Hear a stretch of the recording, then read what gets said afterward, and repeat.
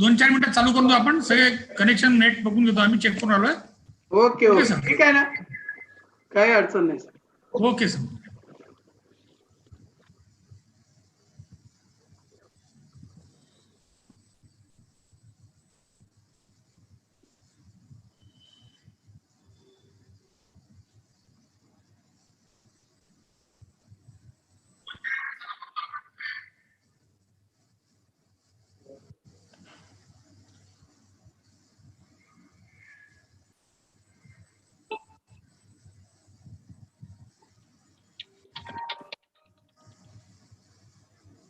Sir हा नमस्कार नमस्कार सर, आता सध्या वेबिनार सुरू करत आहे, नंतर मी फोन करतो. Okay thank you.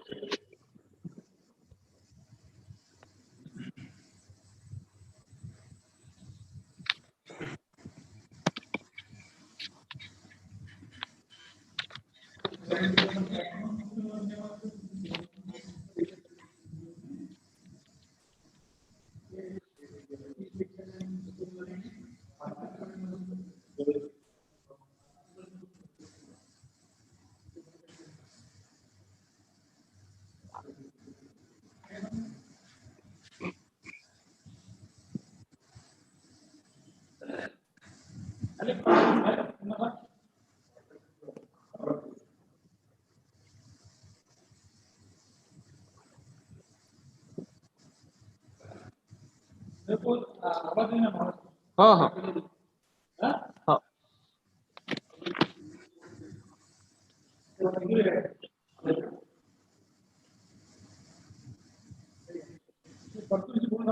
हो आता बोलतो. हो करतो.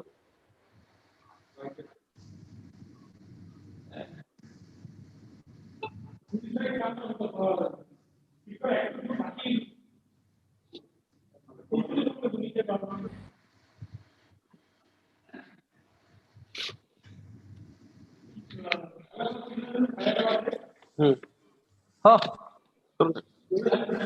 हो हो.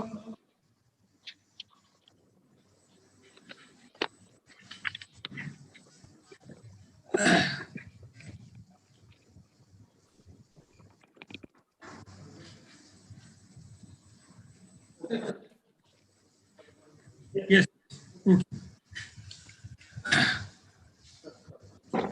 One and all, on behalf of the organizing committee for Science Week 2020,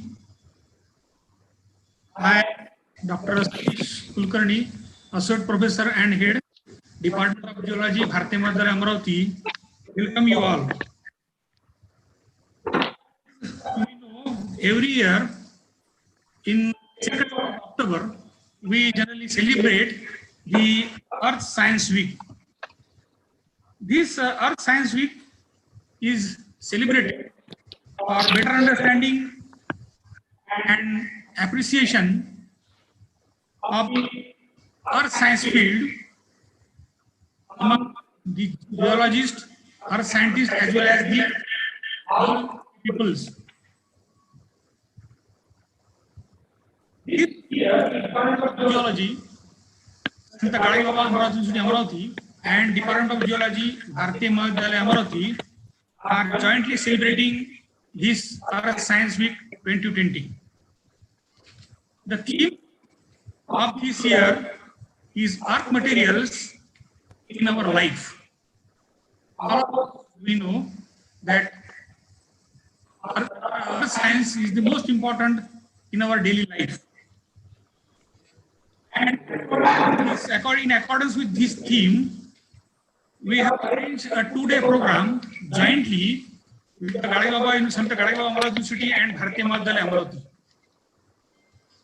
Yesterday, we have conducted an online quiz on the earth sciences, and more than 300 students appeared for the online quiz. And today, we have arranged a 1-day lecture series for all our science lovers, especially the students who always have queries regarding the opportunities in earth sciences or in geoscience. For the lecture series, we have received about 400 student registration, not only from Maharashtra, but from all over India, right from Andaman, Nicobar, Meghalaya, Bihar, Manipur, Rajasthan, Maharashtra, etc., etc. And for this lecture series, we have Honorable Professor Sant Gadge of Amravati as the chief guest and inaugurator, Dr. Aradhana with the principal, Bharatiya Mahavidyalaya Amravati, and we have very distinguished speakers for today's lecture series, Honorable Dr. P.K. Jain sir, Dr. Parchure sir, and Dr. Kasi Viswanathan. I welcome you all, sir. Without taking much time, I request Professor Kadri, Head Department of Geology, for his welcome address. Dr. Kadri, sir. Good morning to all. On behalf of Department of Geology, Sant Gadge Amravati University and Bharatiya Mahavidyalaya, I welcome you all for this one-day program during the COVID-19 situation. So, at the outset, I would like to welcome our chief guest and inaugurator, our Honorable Dr. Rajesh Jaipurkar sir, who is the Pro-Vice Chancellor of our University, and he is also member of our geological fraternity. So that is a good proud moment for us. And along with the other resource persons, Dr. P.K. Jain, Chief Mineral Economist in charge of M and MS Division, Indian Bureau of Mines, Nagpur, Government of India, and Dr. P.K. Parchure, former board member, CGWB Delhi, ex-regional director, Central Region, CGWB Nagpur, and presently consultant, CGWB Central Region, Nagpur, and Dr. A. Kasi Viswanathan, who is our alumni of this department, who did his MSc as well as PhD under our department, and he is holding very good position. That is the Assistant General Manager, Vedanta Exploration, then Udaipur, Rajasthan. Currently, he is in Chandrapur on field exploration project of his company. So, along with my other colleagues, particularly Dr. Kulkarni, Satish Kulkarni, Dr. Yadakumar Mahadev, then our convener, Dr. Aradhana Vaidya Madam, and then organizing secretaries, Premanand Tidke and Sumit Bargat. So I welcome you all for this one-day program, sir, online lecture series, in which actually we have planned to have lecture series of eminent persons who particularly to enlighten our students who are busy in online classes and other things, but to impart certain knowledge related to various aspects on the occasion of Earth Science Week. Normally we celebrate every year, and in addition to that, we are going to organize many more webinars, particularly on specific issues. Just now I talked with Dr. P.K. Jain, actually, who can have various specialized programs, particularly for the geology students, which will be academic oriented, as well as like national mineral policy or certain aspects which are they are there in the curriculum, as well as they will be benefited, students will be benefited by the experts lectures. So with this, actually, I welcome you all, and I wish this program all the best. And then I welcome Honorable Pro-Vice Chancellor for his presence, and all the experts who have taken some time and given us responded very immediately. So I welcome all the participants, particularly our students. Till now, around 60 students have joined, and many more are going to join, because most of the students, particularly the final year students, they are busy in examination, but still they promise that they will join and take advantage of this situation. So I welcome you all for this one, sir. Now I hand over the mic to Satish Kulkarni for the further, without wasting much time. Thank you so much, sir. Thank you, sir. Thank you, Kadri, sir. Now, because of this COVID pandemic situation, we are conducting this lecture series online, and just as mentioned that the online examinations are also going on, but still large number of participants are there, and we have also active YouTube presentation going on. So many of the students have joined this lecture series through YouTube also.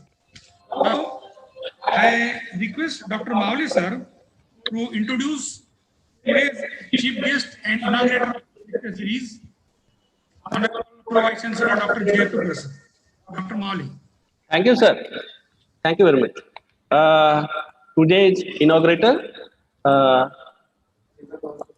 Dr. Rajesh Sharat Chandra Jaipurkar, sir, working as Pro Vice Chancellor, Sant Gadge Baba, Amravati University, Amravati. Dr. Jaipurkar, sir, is alumni of Bharatiya Mahavidyalaya, Amravati, and Department of Geology, Sant Gadge Baba, Amravati University, Amravati. So his education, he did MSc Tech in Applied Geology from Rashtra Santa Tukadoji Maharaj University, Nagpur, and he's having teaching experience 18 more than 18 years, and he have administrative experience as officiating principal for at Chikaldara College for more than 3 years. As regular principal, have experience more than 6 years, and as a director, the board of college and university development, Santa Gadge Baba Amravati University, Amravati, for 8 months, and presently working as Pro Vice Chancellor, Santa Gadge Baba Amravati University, Amravati. In his able guidance and enthusiasm, uh, uh, the Department of Geology and subject geology is developing, and in his guidance, today's webinar or one day lecture series is conducted. So I request him to start give his inaugural speech. Over to you, sir. Dr. Thank you. Rajesh Thank Jaipurkar, you. sir. Please welcome. Thank you. Good morning, one and all. Namaskar, सगळ्यांना. Dignitaries present for this inaugural session of Earth Science Week 2020, organized by Department of Geology, Sant Gadge Baba Amravati University, and Department of Geology, Bharatiya Mahavidyalaya Amravati. Honorable Head of the Department and Convener of this Earth Science Week, Member of Academic Council of this University, Dr. SFR Khadri sir, Mr. PK, Dr. PK Jain sir, who is the Chief Mineral Economist and in charge from Indian Bureau of Mines, IBM, Government of India, Mr. PK Parsureji, Dr. Kashi Vishwanathan ji, Convener Principal Dr. Aradhana Vaidya Madam, Coordinator Dr. Satish Kulkarni sir, another coordinator Dr. Yadav Kumar Mavade sir, organizing secretary Mr. Premanand Tilke sir and Dr. Sumed Vargat sir, all the dignitaries, principals, teachers, researchers, and my dear students. Once again, good morning to one and all.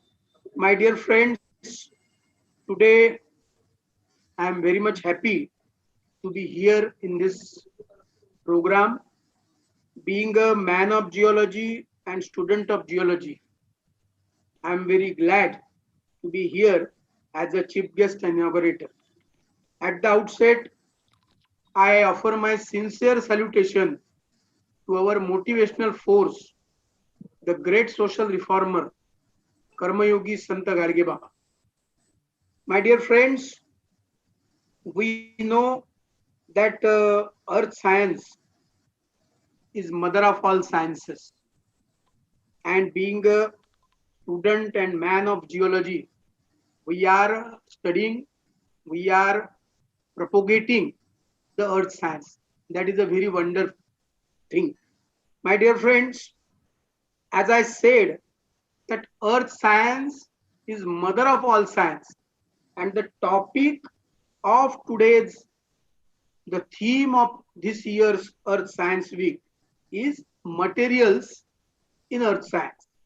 So what we know and what is the meaning of this topic, that everything around us is made up of from earth material. That is very important. And as a man and a student of geology, we better know the importance and the cause of Earth Science Week.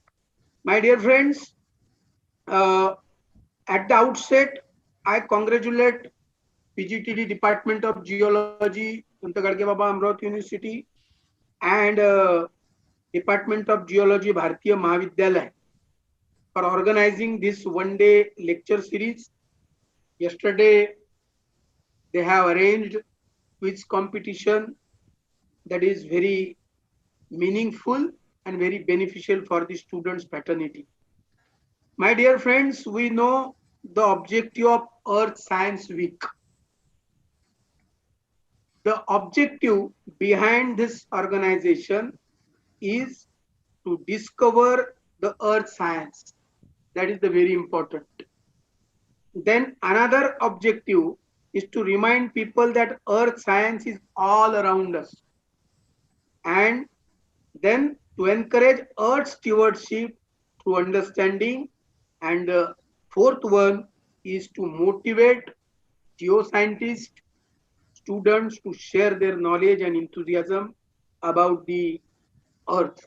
My dear friends, I am very much sure that this one-day lecture series will benefit the students, researchers, and the geology fraternity, and we can be able to convey the message appropriately. I once again congratulate the organizers, and I declare that this one-day uh, lecture series is now open. Thank you. I extend warm wishes for the grand success of this lecture series. Namaskar. Thank you, sir. Thank you, sir. Very much, sir. Thank you, sir. We are very much thankful to Honorable Pro Vice Chancellor for his very encourageous word. Being a man of geology, he is very keen to have geology at every place. And we are always striving hard to send the message that geology is the mother of science and it is one of the most important topic, not from the scientific point of view, but for day-to-day life. Now, I request, it's time to start the lecture series, so I request Dr. Maule sir to introduce our today's first speaker, Honorable Dr. P.K. Jain sir. So, Maule sir, just introduce the guest so we can start. Okay, thank you, sir. Thank you. Today's we have a well-known person of Government of India, Dr. Pradeep Kumar Jain, sir. He is working as Chief Mineral Economics and in charge M and MS Division, Indian Bureau of Mines, Nagpur, Ministry of Mines, Government of India. Dr. Jain, sir, have big biodata of 37 pages, and his personality seen in his biodata.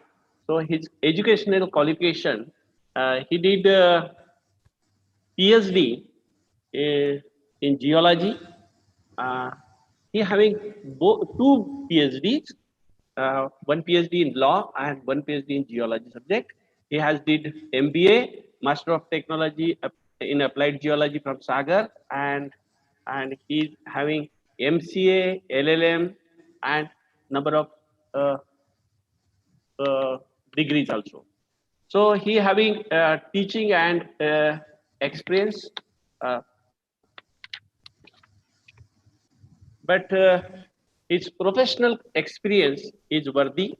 So he has professional experience as exploration for quantitative and qualitative assessment of mineral resources and geological report preparation. Uh, Mineral policy and legislation, both local and global level.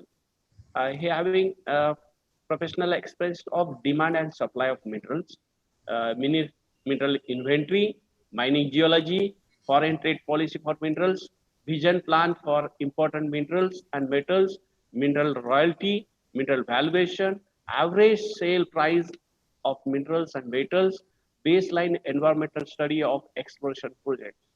So he has professional affiliations to number of bodies, uh, like life member of Indian Science Congress, uh, member of Indian Society of Remote Sensing and Dehradun. So he has number of uh, he having the membership at different uh, institutions.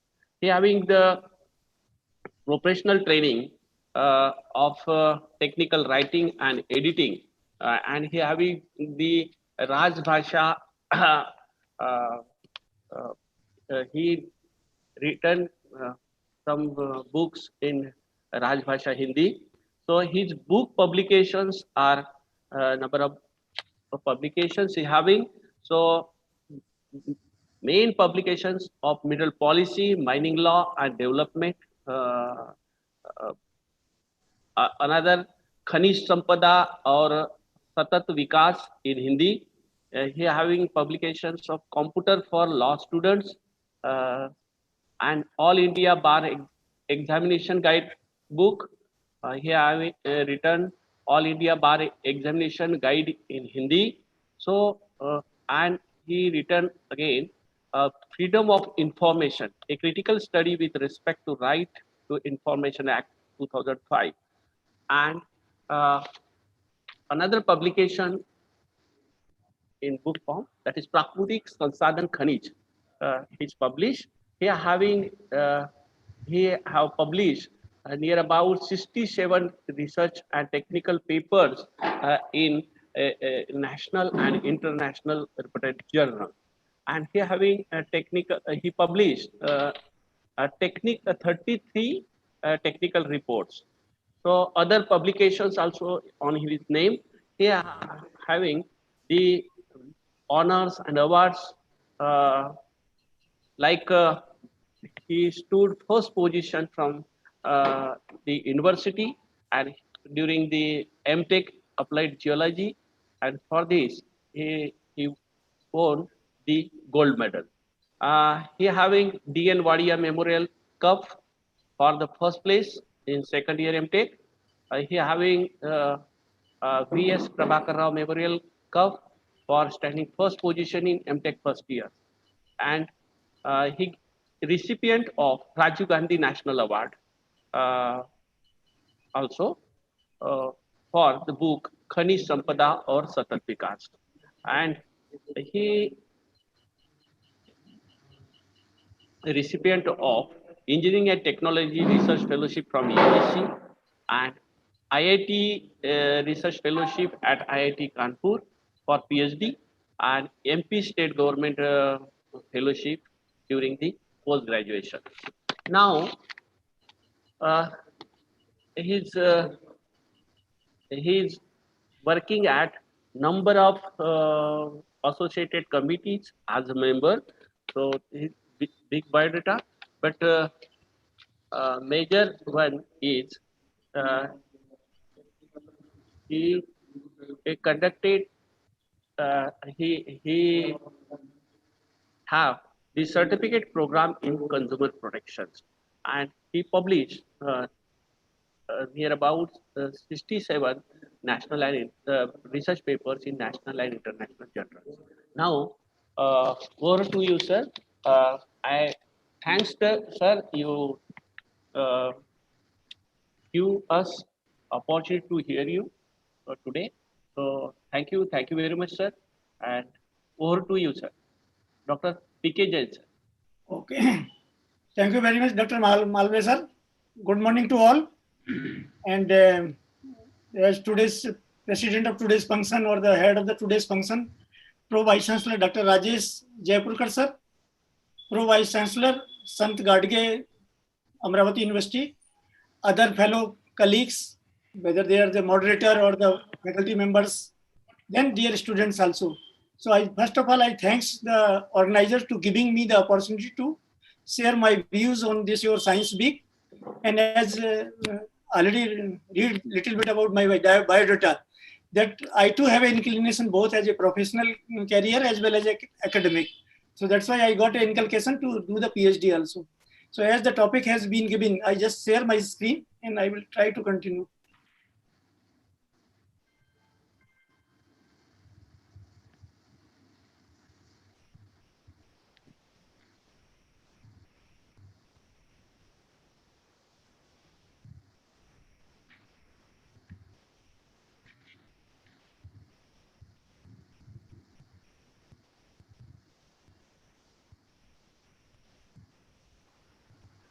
Jain sir, please unmute yourself.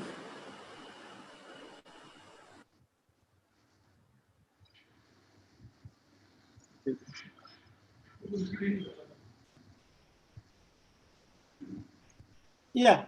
Are you able to listen me? Yes, sir. Yes, sir. And my screen is visible? Yes, sir. Okay, thank you. Thank you.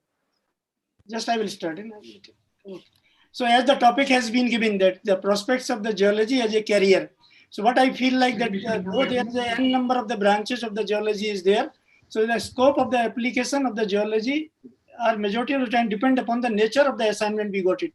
As I am working as a mineral economist, sometimes our colleagues are working as a mining geologist. Few are dedicatedly working as in MECL as an exploration geologist. So depend upon the assignment also we can say that how the application of the geology has been made. But if we go for the traditionally,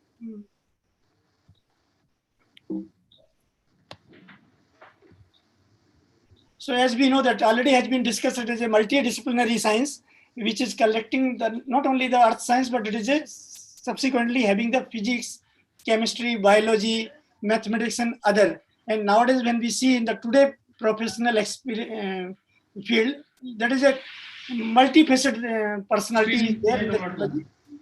And there application also there. Just when we go for the remote sensing, there is sometime application of the more of the interpretation of the image is there. When our colleagues is working in the lab, so he may be more expertise in having the instrumentation.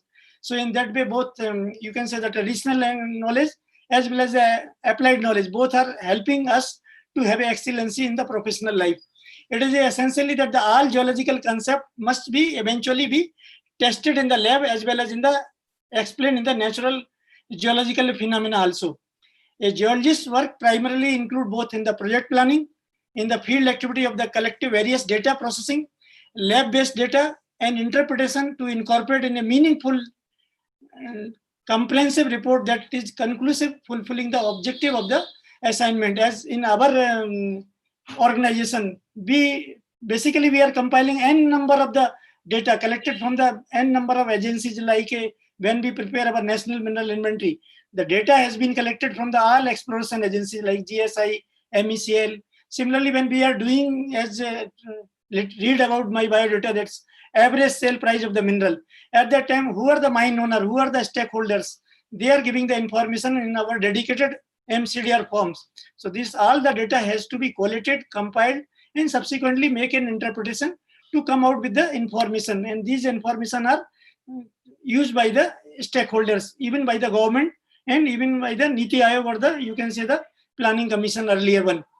So the scope and the application of the geology mainly depend upon the nature of the assignment. As we see the academic avenue in the geology, we all know, I think even the students, once they have opted the geology as a subject, there is a graduation level, BSc, or a post-graduation level, MSc or MTech, and subsequently PhD, and even including the DSc also is there. And this academic field in one way or other is helping them after clearing the, suppose if they want to go into the public sector organization, they have to clear the GATE exam, and based on the GATE score, sometimes the offer of the appointment may be given to them. And some students are opting for the PhD and DSc, and they are 100% opting the job of as a assistant professor or the associate professor or the professor or the research scholar, or sometime going in the abroad to have a higher study and getting a academic position in respect of the university or the college. And subsequently, as I know that the Geological Survey of India, they are lobbying since last so many years with the HRD ministry to make the geology as a subject in the 10+2 level also. So that is a CBSC or ICSC board also. There may be a policy decision where the geology can be as a dedicated subject in the pre-graduation level also. As we know that this just little bit I was thinking to make slides. This is n number of the courses are there. You may be more familiar with that. That is a BSc Geology, BSc Applied Geology, BSc as a honor degree, then MSc Applied Geology, MSc in, especially in the petroleum geology, MSc in the petroleum with the geoscience, MSc in the geology, MSc as a geology in the as a honors, MSc geology with the tech, then applied geology, geology with the applied chemistry, marine geology, like that. There are just so many and so forth. The professional degree is there, and one way or other, when we go for the UPSC to appear in the any interview, basically the qualification of geology, we have to see to it that whatever the qualification we are acquiring, it is a one way or other should have some parallel credential with the professional body, just like a UPSC or other GATE or any other selection board, where they are able to have a parallels with the whatever the educational qualification individual have and what is the requisite they are having as a offering you as a job. So they are the n number of the universities also. My colleague, I think, is also online here, Dr. Bedekar. He helped me to prepare these slides.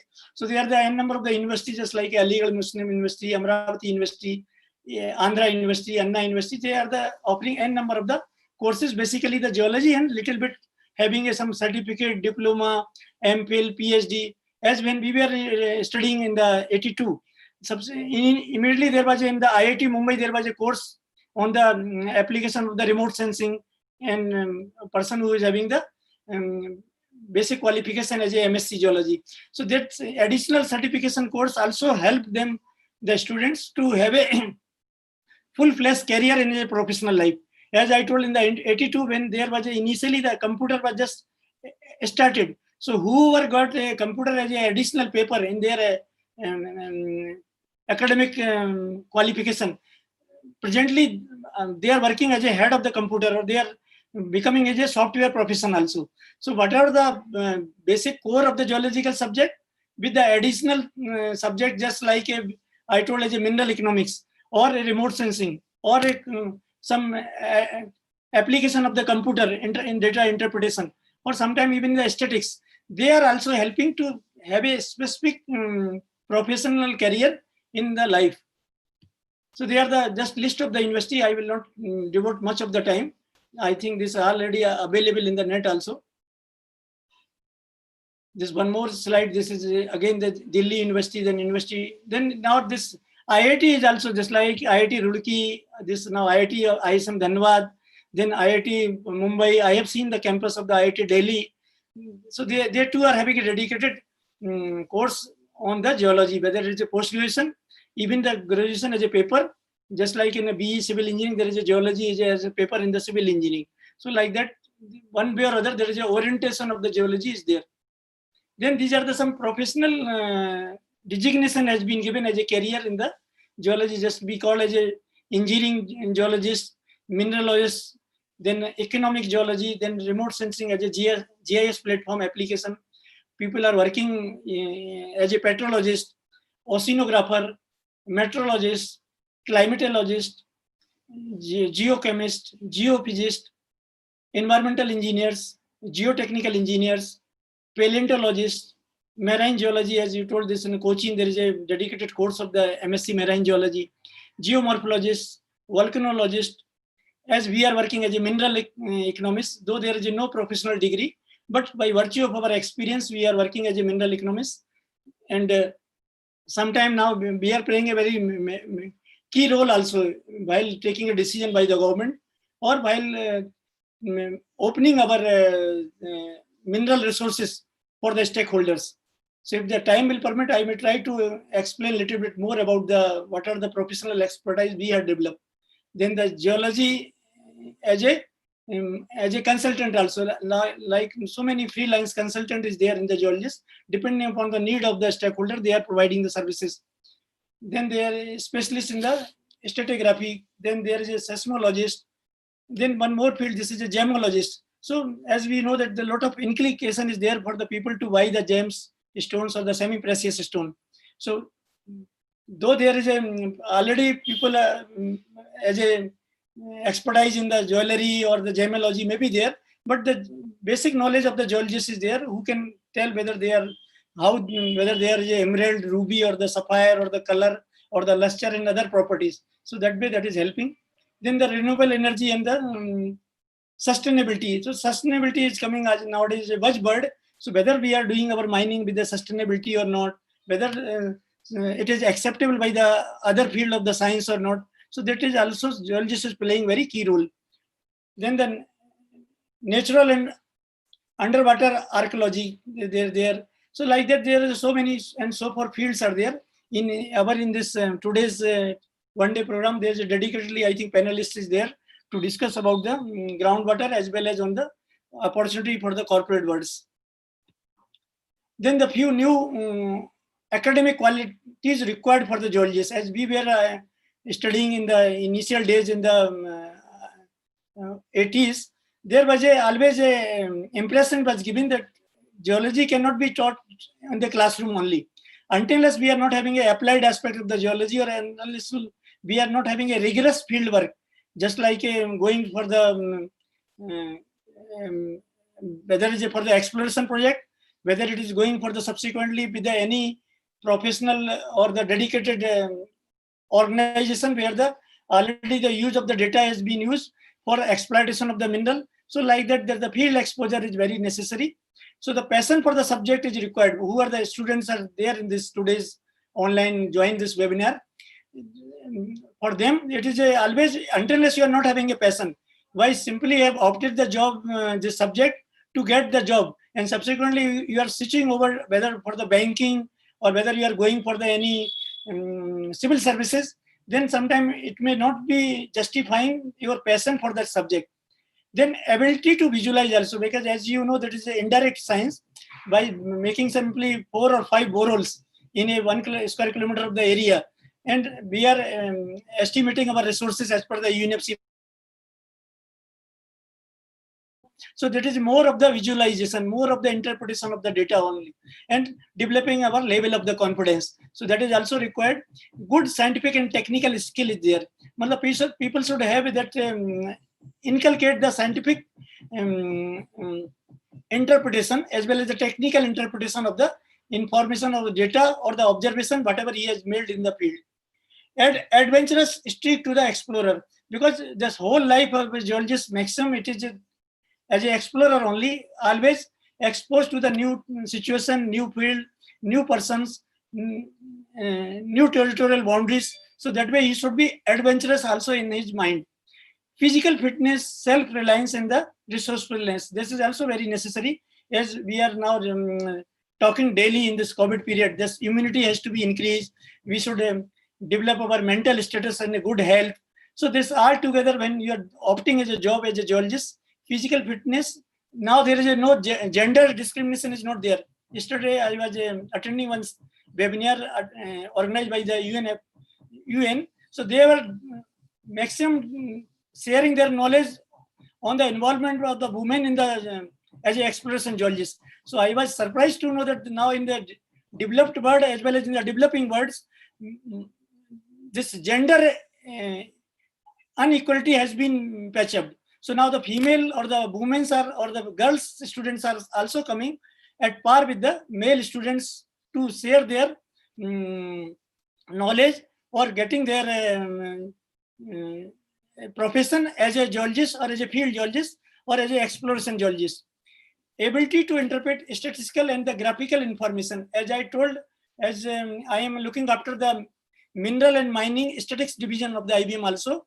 So this mineral statistics also is playing very important role while taking a decision, whether it is a publication of the average sale price, whether the monthly production of the mineral, whether the contribution of the mineral in the GDP, or whether the contribution of the mineral in the GBA. So this all statistical parameter, which is sometimes a yardstick to find out the growth of a country, to find out the contribution of the mineral in the nation.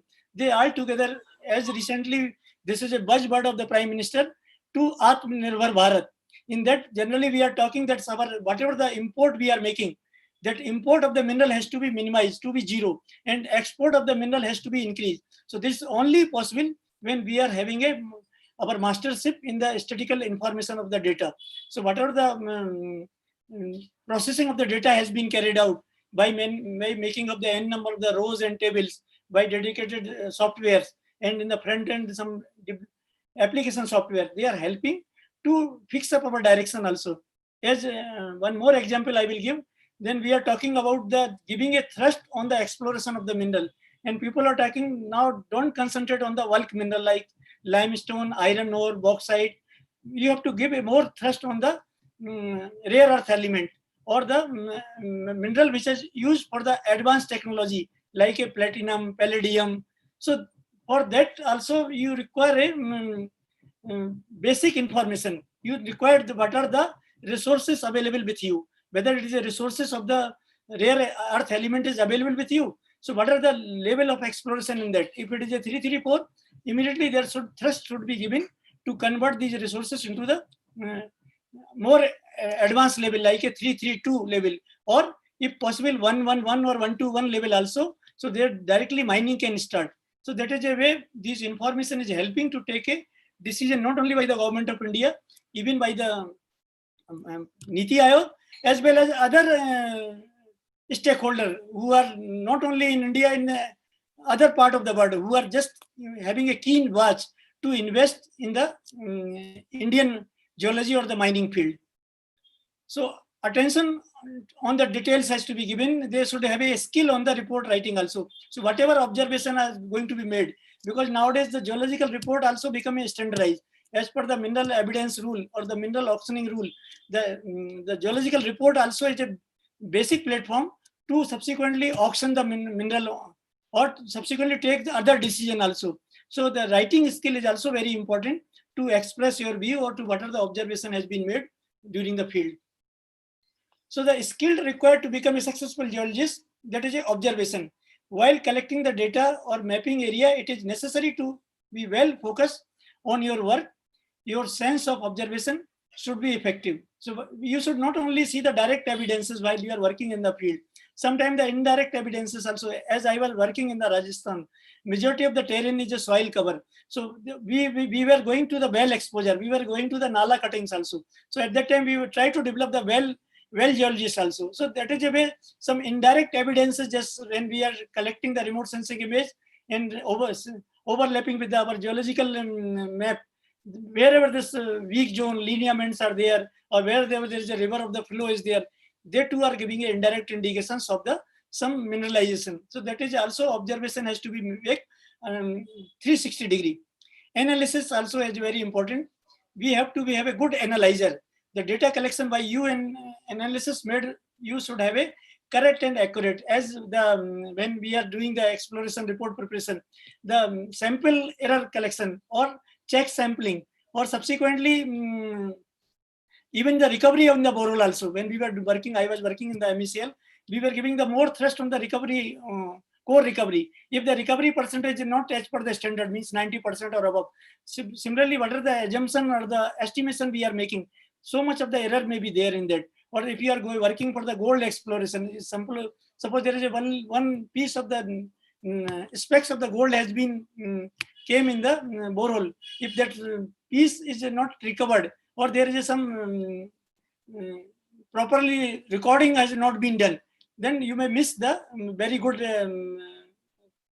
you can say, the deposit or the blocks for the subsequent exploration. And hold this geology or the field geology or the exploration geology is a teamwork. So we should be very, our nature should be very friendly type, because sometimes you are working with your drilling engineer, you are working with your mining friends, you are working with the other supportive staff. Sometimes you are camping in some tribal area also. So it is a, by virtue of a nature, it should be having a passion and having a well-being, and looks to be appear that you are very just like a social friendship with others. Instrumentation part is also becoming important in the study of the geology as a subject. Gathering data, then subsequently analyzing in the lab, then making, because nowadays instrumentation is also becoming a day by day more advancement.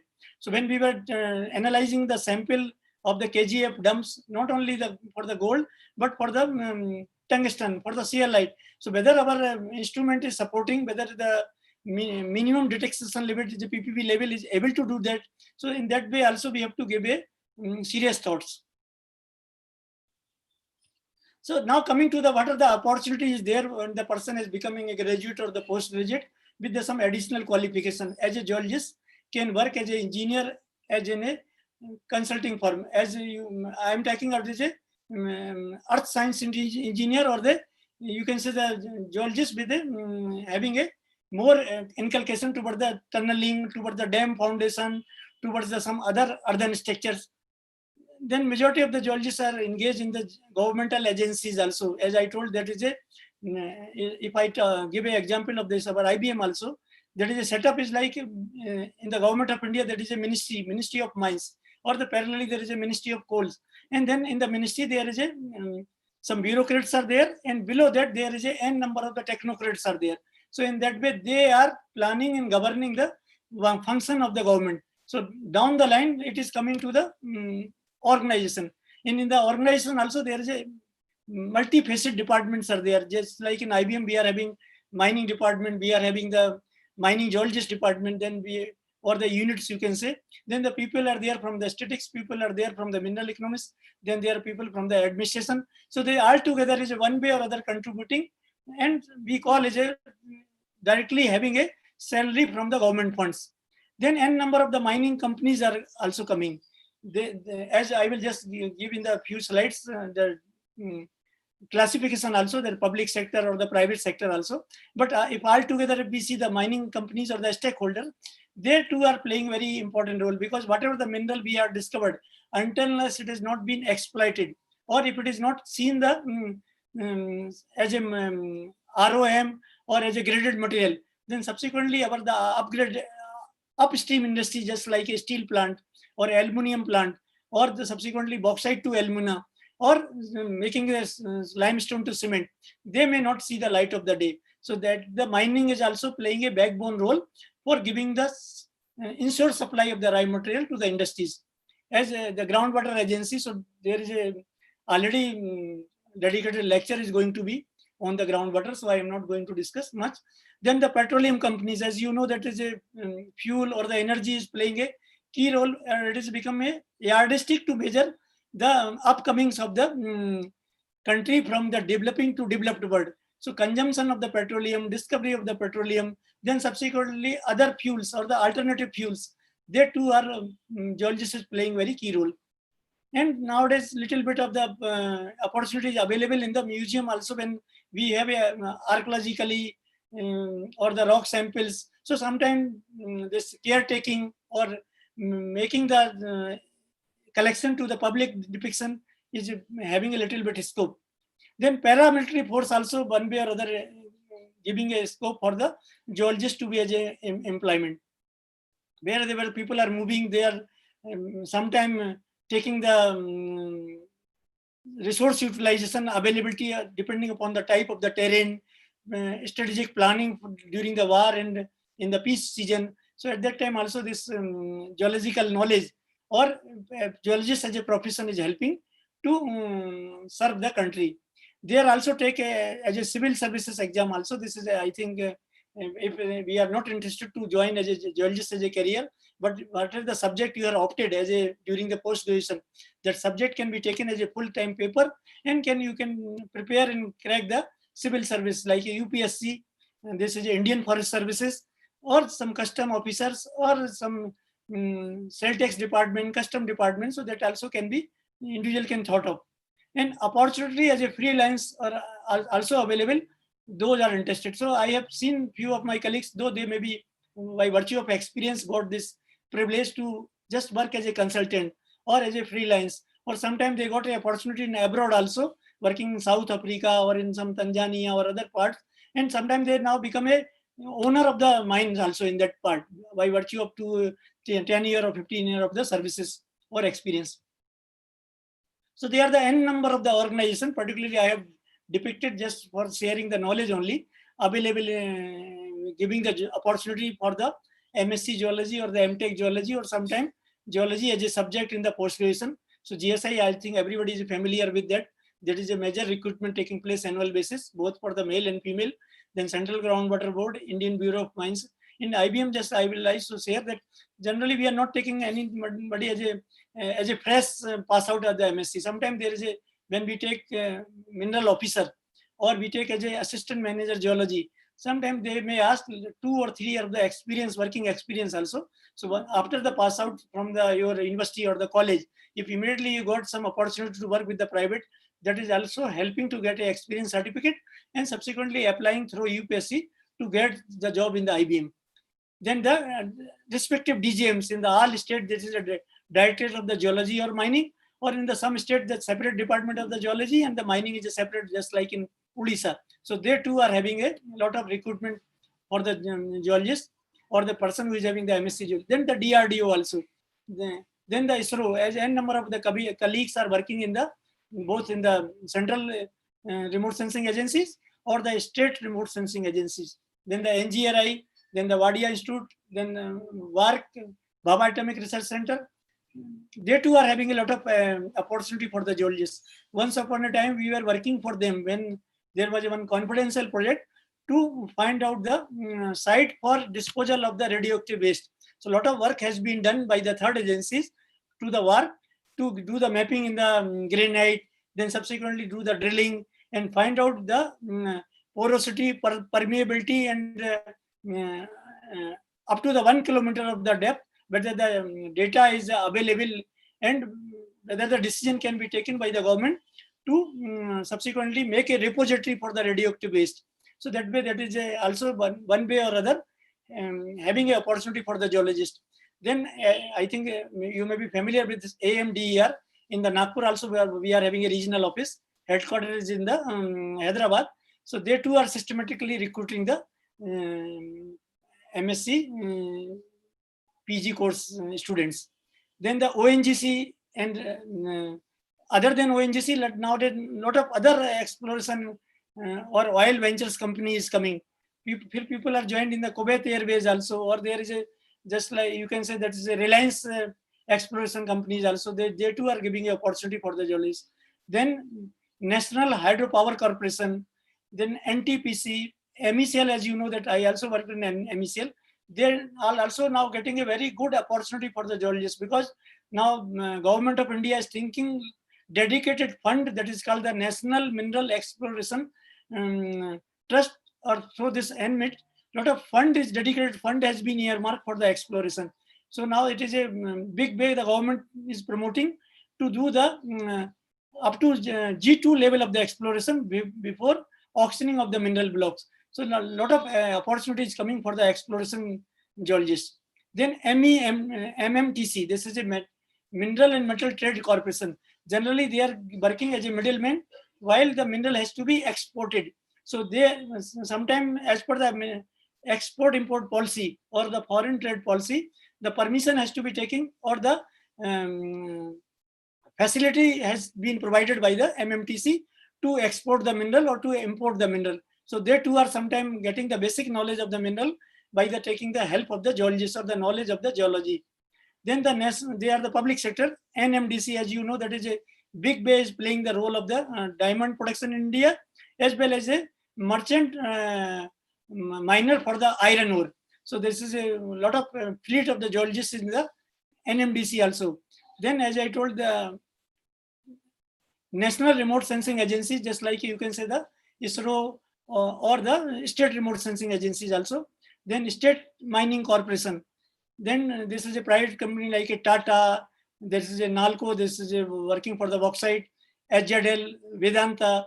Then oil companies also. Then hydroelectrical projects.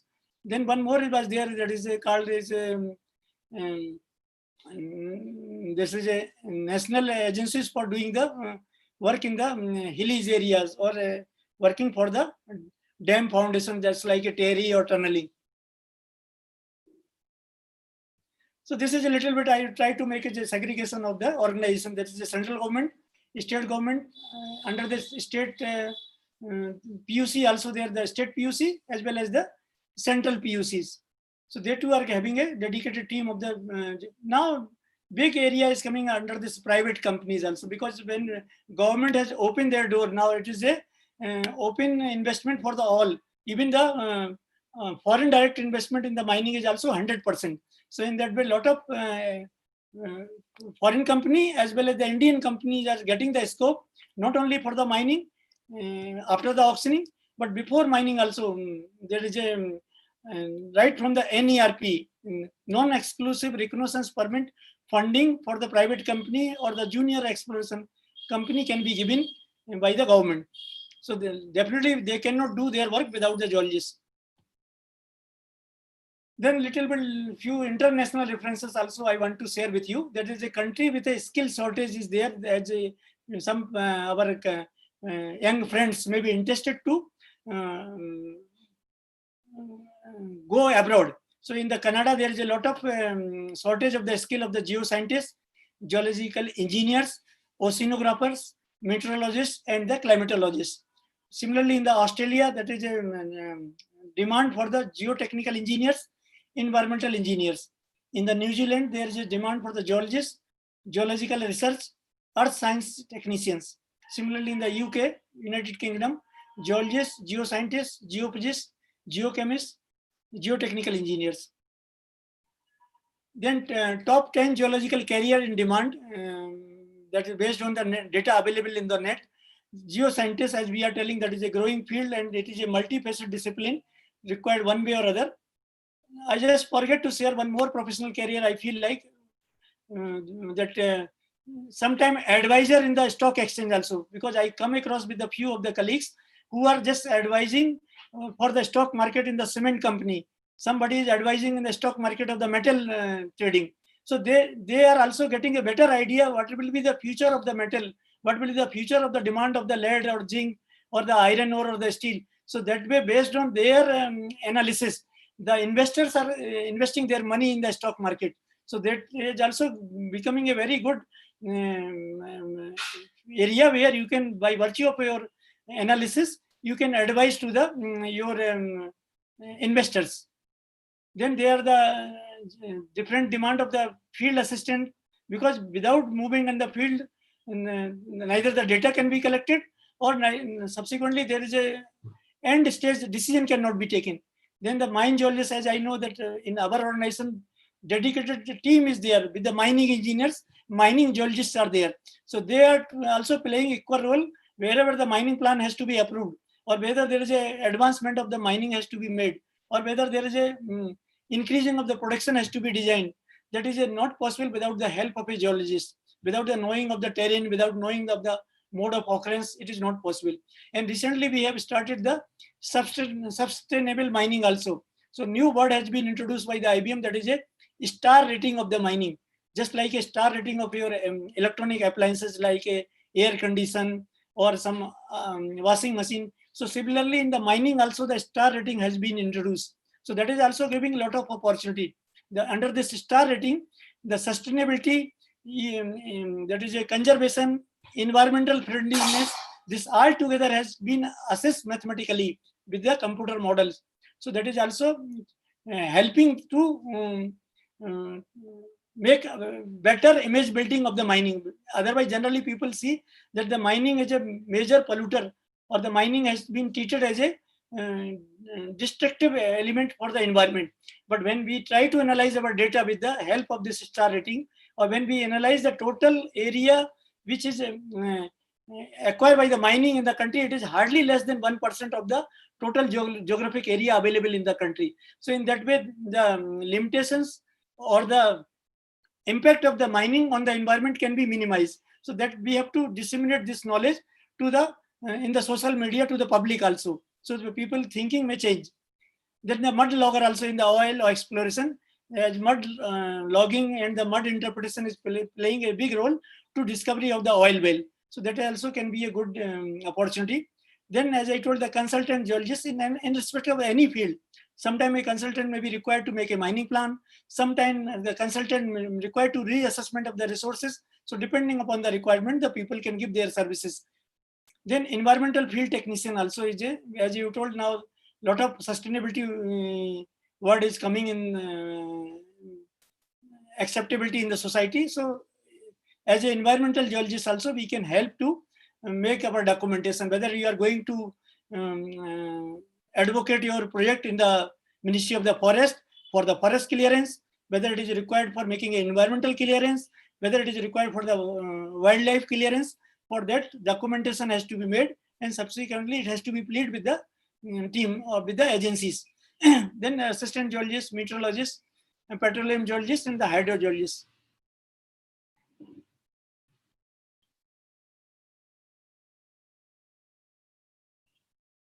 So these are the little bit, I will trying to conclude this, that the challenge is in exploring the new things, like if a person is thinking that African countries, there is a opportunity is there, then there is a job values and salaries available. If you are looking for better handsome salary, then the US and the United States of America and Canada is there. Then if you are more oriented toward the research field, then the European countries is a good opportunity to have a research experience. So there is a whole way forward for this. The field geology and the related science is in a poised to grow phenomena in the next few years. As I told, that a lot of opportunity is coming. Though we were thinking a little bit in the previous decade, there was people were seeing the slackness and the opportunity to getting the job. But now, as the or there was a little bit localized phenomena during this epidemic or pandemic. But again, this momentum has started. A lot of demand of there, whether it is an infrastructure project development, for demand of the cement, demand of the steel, whether there is some advanced metal, whether demand of the lithium battery, there is a demand for the some other high-end metals. So this everywhere there is an opportunity for exploration and exploitation of the mineral is there. Those interested can look forward for the solid career, but in the back end, whatever I told, the passion, sincerity, dedication is required. So, sir, moderator, if the time permit, I can share the little bit about our mineral economics experience also. So kindly, Yes. because I don't know how much time I have taken.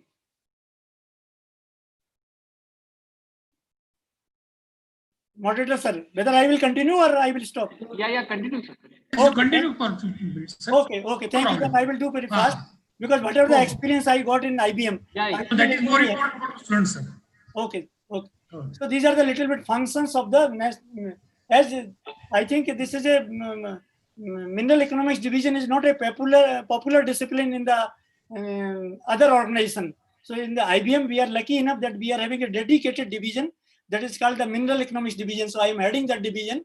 So that is a basic function of this division are preparation of the national mineral inventory, that is the Indian mineral yearbook, then the market survey of the metal and minerals, then the non-ferrous metal consumption, then mining lease directory, bulletin on the mineral information, then the word mineral intelligence, then the mineral information and advisory service, and mineral legislation, trade and international cooperation. So I will go one by one in very brief. So this is a one publication I have depicted. This is a national mineral inventory.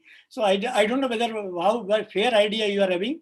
Just like our census of the human being, we do the census once in a 10 year. So I think the census is now due for the 2021 human census. Similarly, we are doing the census for the mineral also. So that is a Government of India charter of the function given to the IBM. Once in a 5 year, the national mineral inventory has been prepared. So we are preparing the mineral inventory now as on 1/4/2020, and the data as on 1/4/2015 is already available. So under this national mineral inventory, I give a little bit brief that we try to collect the information from the primary sources. So who are the exploration agencies?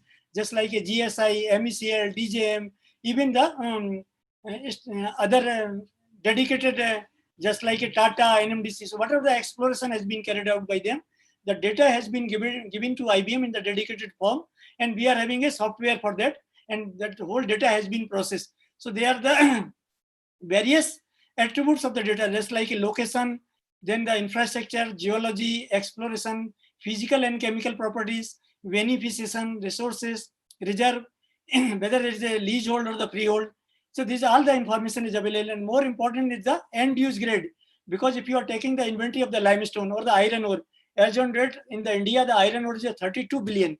So 22 billion is a hematite, about 10 billion is a hematite, but that will not serve the purpose of the industry. They are requiring whether the iron ore of the hematite is a lumps or a fine. Under the lumps, whether it is a high grade or the low grade. So this end use grade classification is giving the blueprint for the investors. Okay, how much of the high grade limestone or the feed grade limestone or the feed grade iron ore is available to the industries. So this our national mineral inventory documentation is helping the policymaker, helping the stakeholder to design their future. As you may be knowing, under the national steel policy, the blueprint is given to have a 300 million ton of the steel production by 2030. So for making the 300 million ton of the steel, we require about 460 million ton of the iron ore. So whether this 460 million ton of the iron ore in the span of the 10 years is available or not. Otherwise, if it is not available, what should be the strategy of the government, where the exploration is required, whether we can lower our threshold value and can enhance the resources. So this all together, what are the jugglery is there to make a decision? This is all depend based on the our national mineral inventory. So that is helping to start the first step for planning. So what are the reserve or resources available in the nation? That is giving a fair idea. So this is a United Nations framework classification has been adopted in the national mineral inventory first time in India by IBM in the way back in the 1/4/2000. Before that, we are having the Indian classification system that was telling the proved reserve, probable reserves, or diagnostic, conditional. So this all confusion has been removed, and this is a national pan-India basis UNFC system has been adopted, and this system is helping even as a comparison of your resources with the international parallels also. So if I am telling 32 billion of the iron ore, at that time we can find out in the world where we are figuring. We are in the 4th or 5th in the world also, based on our confidentiality of our data of as per the UNFC. So this is presently we are having about 71 mineral. So we have broadly divided into the freehold and leasehold. So the freehold is a greenfield area where the more of the exploration has to be done to convert these resources into the reserve. In the leasehold, already there is a data is a property item already available with the n number of the stakeholders, just like you can say the NMDC or the Tata or some other private mine owners. So leased unit is a block, deposit, district, state, and Aladia. So like that, if somebody is interested to know how much of the iron ore deposits is available in the Maharashtra, so we can processing of the data, we can tell in a district wise how many iron ore, even in Nagpur, Amravati, Chandrapur, wherever, Gadge, where the deposits are available, deposit wise, district wise information can be processed and can be generated. So one more important activity carried out by us, this is called the Indian Mineral Yearbook. So I am requesting from this platform to all our participants, kindly go through with the IBM website and see this publication, because this publication is we call it is a Bible for the mining industry. Whatever the mineral name you tell, that about 10 or 15 page output will be available. So it is a free of cost.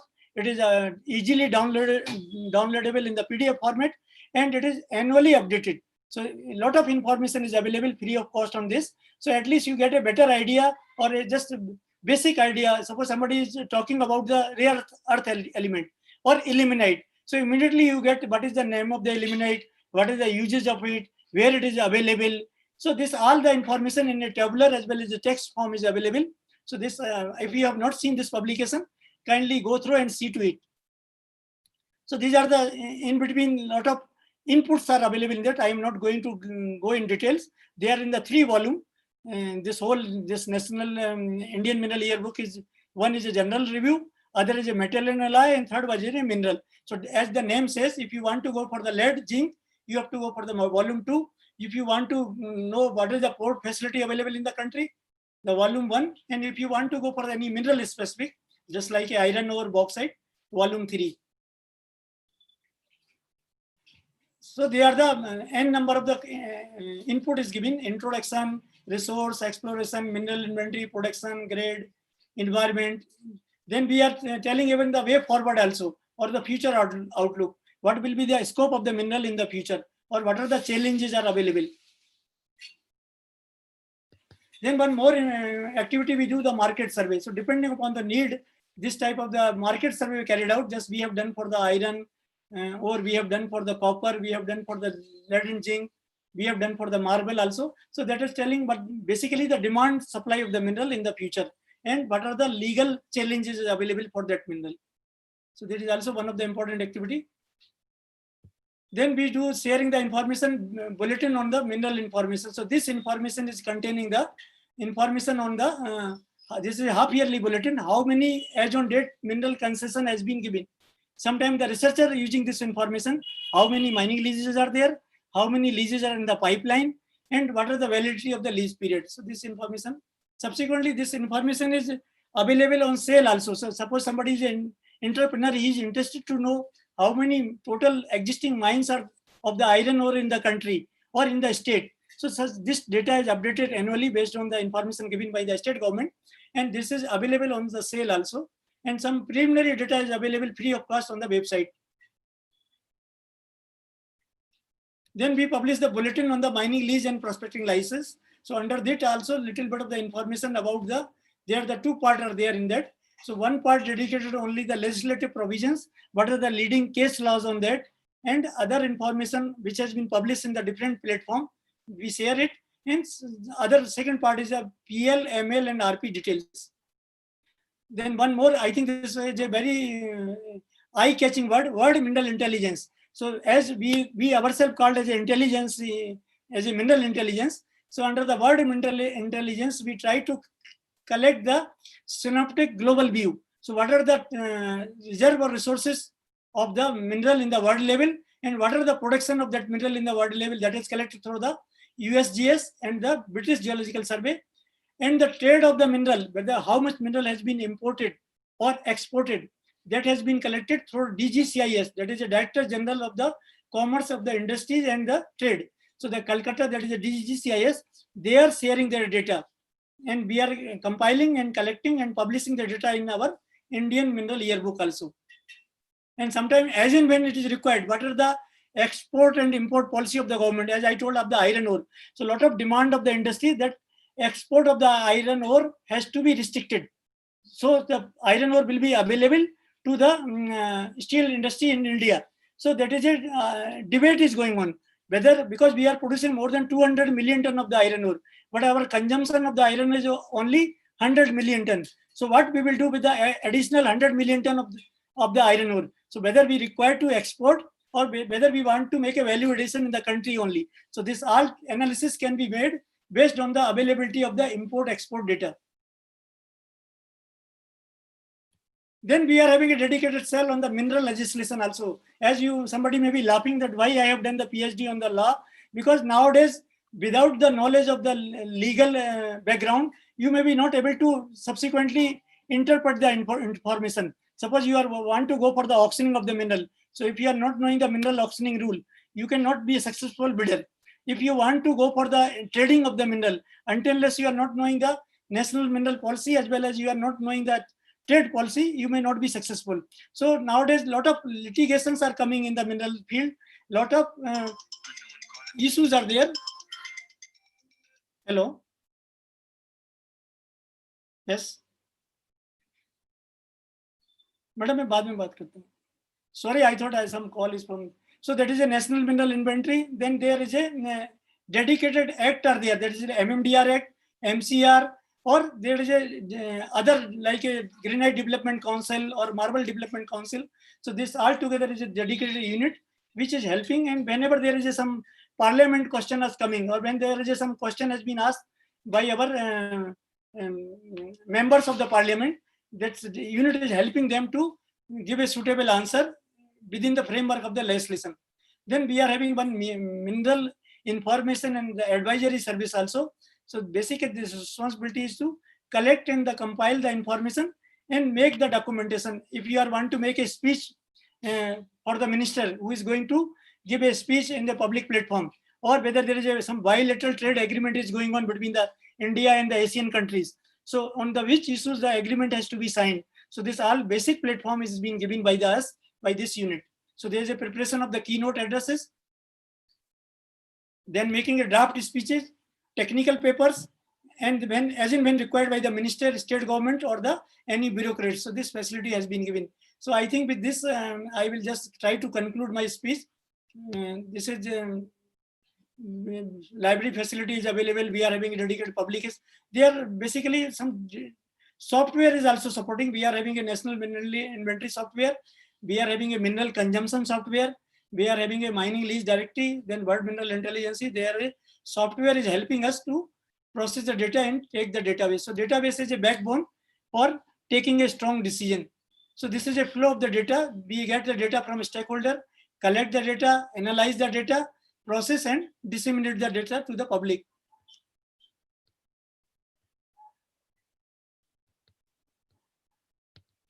This is our future vision is there. I think this you may appreciate that all the stakeholder has been involved in it. This is IBM, then the Ministry of Mines, then this is information collected by the different stakeholder, state government, exploration agencies, and other exploration agencies and industries. So this all together, because nowadays what is happening in the industries, sometimes there is a duplication of the exploration also. Sometimes there is a more than one agency doing the same job.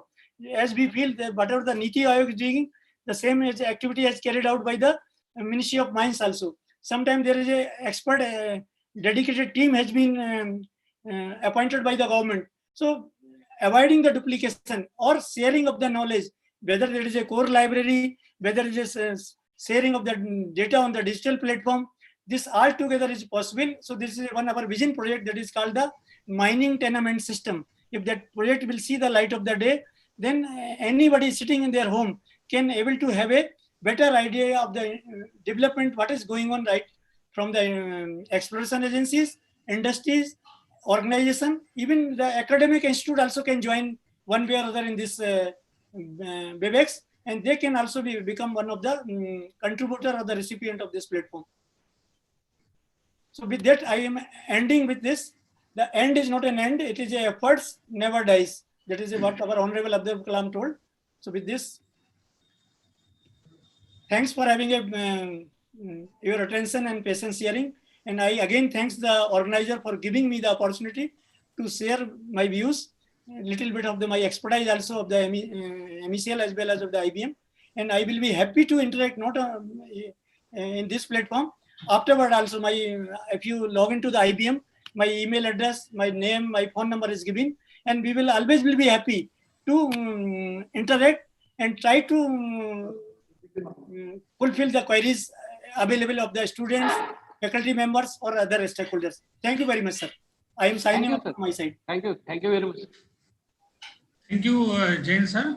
Yes, sir. For your very elaborate speech regarding the various opportunities as well as avenues, not only in India but abroad for geological sciences. And also you have given a broad overview about the mineral legislation in India. It is very much interested so that the students who are in either second year or first year in post-graduation or BSc, they are very much interested to go in other branches. So I am very much thankful for giving us a very illustrative lecture. Thank you very much, sir. Thank you, sir. Now, our next speaker is Dr. Parchure, who is a well-known hydrologist. I request Dr. Mahavidyalaya sir to introduce Mr. Parchure sir. Over to Mahavidyalaya sir. Thank you, sir. Thank you. Welcome, sir. Welcome, Parchu sir. Dr. Pradeep Kumar Parchure sir, having the more experience as hydrogeologist in the field of CGWB.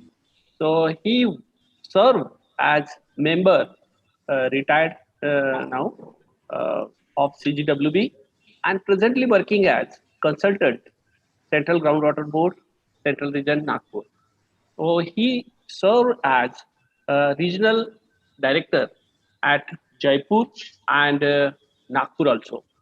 So his qualification, he did MTech, applied geology from Government Engineering College, Raipur, and now this Government Engineering College converted as NIT, so NIT Raipur. And after that, he completed his MSc degree in hydrogeological engineering from IHE Delft, Netherlands. So his job profile, he joined CGWB in 1982 at Ahmedabad and served in different capacities. So after that, he worked as superintending hydrogeologist at CGWB in Nagpur, and then he served regional director at CGWB Jammu. Also, he served as regional director at Western Region, Central Groundwater Board, Jaipur, and regional director at CWB Nagpur also. So he worked as member at CGWB headquarter at Delhi, and is the it is a very much prestigious post in CGWB. So he retired as member of CGWB, and presently he working as consultant at Central Groundwater Board, Central Region, Nagpur. So he having more than 38 years experience in different capacities of Central Groundwater Board and for the groundwater survey, exploration, management, and administration also. So he associated with World Bank Assistant Hydrology Project and several departmental reports and publications he have. He published a number of papers in national and international journals, and he having specialization in groundwater hydraulics, groundwater modeling, pumping test data analysis, rainwater harvesting, and artificial recharge. Now, I request him to deliver a lecture for our students. Now, over to you, sir. Welcome, sir. Thank you, Dr. Saab, and thank you very much for having me on this presentation. I would have rather preferred to an interactive session with the participants, which is not really possible nowadays. So I'll try to make a PPT presentation. I'll try to first start my PPT. That is most difficult step in this case. You just share your screen, sir. There is a green colored button. To start your PPT on your laptop and just share your screens. Yes. Yeah. Yes. Okay, sir. Is there? Yes, Okay, yes, sir. okay. You continue, sir. Yeah.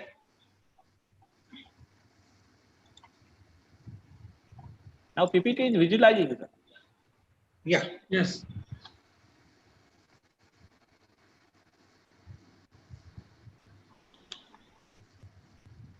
So my voice is clear? Yes, sir. Yes, sir. Yeah. So the topic that is given to me, and I have selected it rather, what are the opportunities for young geoscientists in the field of groundwater? Dr. P.K. Jain has covered a lot of ground when we talk about the total overall opportunities for the geoscientist as a whole, and groundwater is just one part where geoscientists can play a very important role. And I'll try to highlight what roles can be played by the geoscientist in this field, and how we can proceed with that. So, what are the main organizations which are actually working in the field of groundwater in some way or other? Some may be having a very little presence for groundwater. Some may be very large. So, I shortlisted some of the organizations where some way or other groundwater work is being done. So, of course, obviously, Central Groundwater Board is the first. Like that, state governments are there, GSI is there, and we will discuss about each of these organizations in a little bit. So coming to Central Monitor Board first, as you know, the Central Monitor Board is one of the biggest organizations dealing with groundwater and employing the geoscientists. It is a multidisciplinary scientific organization. It is under Department of Water Resources. Earlier it was Ministry of Water Resources, but now it is Department of Water Resources, River Development and Ganga Rejuvenation, and the ministry is now called Jal Shakti Ministry. It is a national apex agency entrusted with the responsibility for providing scientific inputs. And this is the mandate. It is headed by a chairman and has 6 members. I was fortunate to have retired as one of the members. Its central headquarters is actually at Faridabad, and also we have got office at Delhi. So headquarters is both Delhi, Faridabad, like that. And field activities are carried out through 18 regional offices. Each regional office is headed by a regional director. There are 11 state unit offices and 17 divisional offices which deal with the engineering aspect of the groundwater, mostly the exploratory drilling, material management, like that. Then the CEWB also has a National Training Institute at Raipur, Chhattisgarh. You can get a lot of information about CEWB if you click on this particular link. Now, what are the main activities of CEWB? The main activity is, of course, the field hydrogeological study. Nowadays, this is being undertaken under a project called NACFIM. NACFIM stands for National Aquifer Management and Aquifer Mapping and Management Program. This started around eight years ago, and it was decided that entire country, although CW is already doing this survey, but it was decided that entire country will be mapped on 50,000 scale with 3-dimensional view. Earlier studies were only 2-dimensional, with 3-dimensional view, and it will not be just classic hydrogeological map that will be produced, but it will also produce the management plan. What is the status of groundwater? How much groundwater is available? How it can be used? How it can be augmented? So that is the major activity still going on. And this is mainly carried out by hydrogeologists. The another study that is a important related auxiliary study is geophysical study. Then groundwater exploration through drilling, assessment of groundwater resources, mathematical modeling is one of the important aspects and is also part of NACFIM. Then generation of aquifer maps and management plans, as I said. And of course, nowadays there is a lot of focus on IEC, mass awareness training programs. So CGW is providing trainings not only at its RGI, that is our institute at Raipur, but also at the district level, panchayat level, even the rural level, we are providing trainings. There are different levels of training, tier 2, tier 3, tier 4, TI, PIP, like that. So the gamut is very big now. Then there is an organization called Central Groundwater Authority. There is a lot of confusion between CAWB and CAWA, but I'll try to make a little bit, bring it little bit clarity here. CGW does not have any separate staff. It was created by a Supreme Court order to look after the regulation and legislation for the groundwater withdrawal. Huge groundwater withdrawal was taking place throughout the country. To regulate that, this was created. But it was not created as a separate organization, and the affairs of CWA are managed by officers of CWA only. And chairman CWB is also chairman of CWA, and members of CWA are also members of CWA. One of the members functions as a member secretary of CWA. You can find the link to CWA on the CWA website, or even if you Google CWA, you can get a lot of information about it. Why this is important? Even though this is not recruiting geologists directly, this is very important, which will come why in the last page of my last slide of my presentation. Okay. Now, as I said, it is the biggest organization. And what is the functional capacity or how much strength is there? So this we have to know that how much geologists are being recruited. So the geologists are recruited at different levels. There are different inputs. The senior technical assistant is group B, that is class 2 non-gazetted. There are total 28 posts presently. Then they are recruited at assistant hydrogeologist level, 129 posts. Scientist B to scientist D, their hydrogeologist level, 290. The recruitment is at scientist B level, then they gradually get promotion under flexible complementing scheme, that is FCS, up to scientist D. Then there are regional directors, member and chairman, like that. Geophysics discipline, again there are 14 STA, 19 AG, and 31 scientist B to scientist D. There are total 18 regional directors from scientific discipline. 3 regional directors are from engineering discipline. And there are 5 members from scientific discipline. 1 member is from engineering discipline. The scientific stream, I'm talking only about here about geology, hydrogeologists and geophysicists because they are basically geoscientists. They come through geosciences exam and their qualifications, I'll discuss it slightly later. But we also have the hydrologists, hydrometeorologists and chemists. So there are different, as I said, it is a multidisciplinary organization.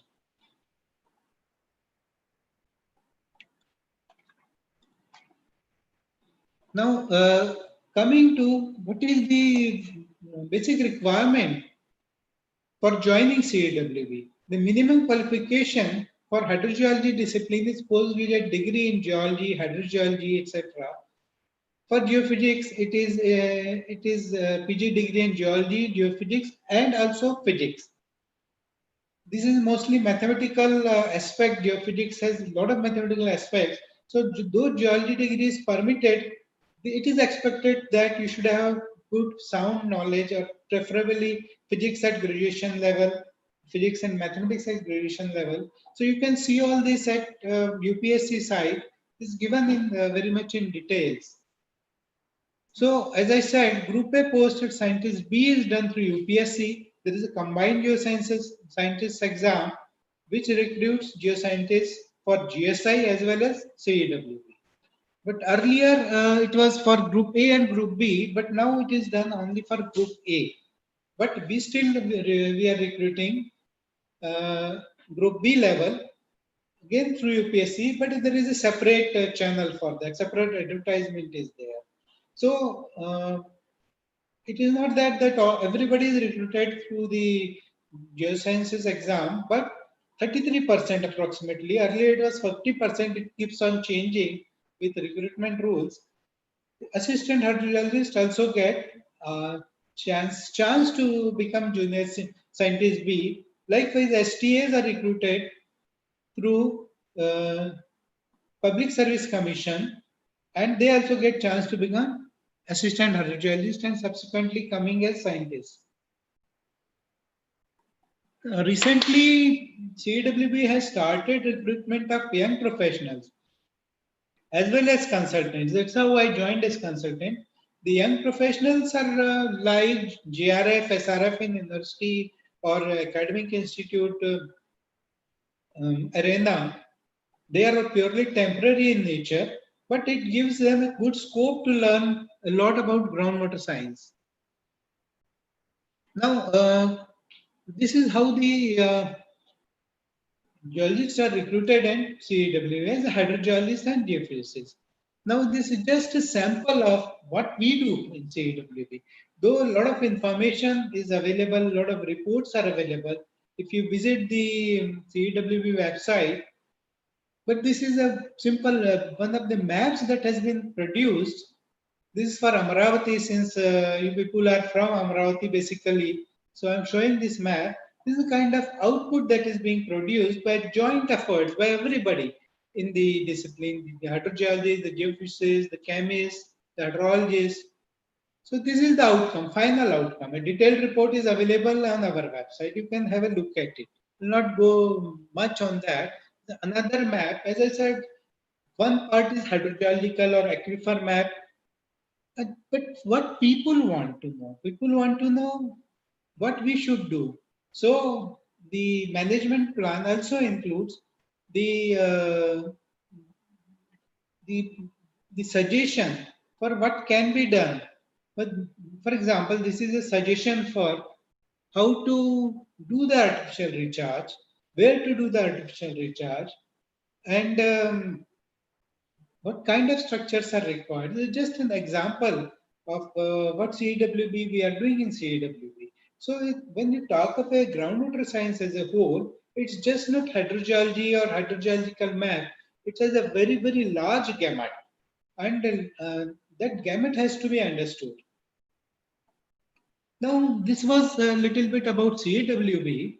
Now, there are other organizations which can recruit hydrogeologists. There are a lot of state groundwater departments. In Maharashtra, we have got GSDA, Rajasthan, GWD, and some of the state governments have very robust groundwater departments where they are actually recruiting hydrogeologists. Other state governments, the hydrogeology or the groundwater departments are virtually non-existent, and there is a need to take this up uh, by the academic institutions and through different forums to impress upon the state government that it should have a hydrogeology. Hydrogeologist as one of the disciplines in their governments, as one of the departments. But these are mainly the departments where they are actually recruiting hydrogeologists, and a lot of scope exists. Uh, of course, GSI is one of the biggest organizations which is recruiting geologists, and it's mainly engaged in classical geological surveys, mineral exploration, etc. It actually, if you, I did not mention it because I'm concentrating more on the what are the aspects available. But CGWB was once a part of GSI. GSI, there used to be a groundwater wing, and there was an organization called Exploratory Tubewell Organization. In 1972, these two were merged and CW was constituted. So therefore, there is no groundwater wing in the GSI anymore, though they have again started some groundwater studies, limited studies. And of course, they do geotechnical investigations for dams and reservoirs, which also involve a bit of groundwater studies. And recently, they have come up with a new field, which is known as medical geology. And so, at the moment, what they are doing is they are collecting water samples from different groundwater structures like wells, analyzing them for arsenic and fluoride mainly and other components. We are also doing that, but we are doing as a routine hydrochemical study. But they have specifically created a medical geology wing. So this is very interesting, and these are the, I mean, how the things can expand with the time, with the discipline. We should know this as a hydrogeologist, as a geologist, as a geology students particularly. There's, I mean, just 5 years ago, this thing I had never heard. There can be something like a medical geology, and there can be different aspects of medical geology, which young geologists should now explore, and even the academic institute should explore and start to work on that. But it's very interesting.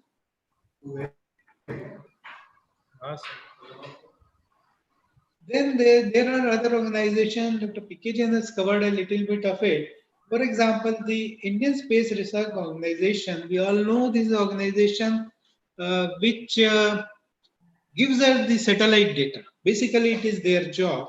But within that, they have started with the wings which do the study for the groundwater and for other aspects of hydrogeology and geology using the satellite data that they have collected. It was started, initially they started these wings to know what can be done with the satellite data, to demonstrate the use of satellite data, but later on they expanded it to such an extent that they are now producing a lot of maps, a lot of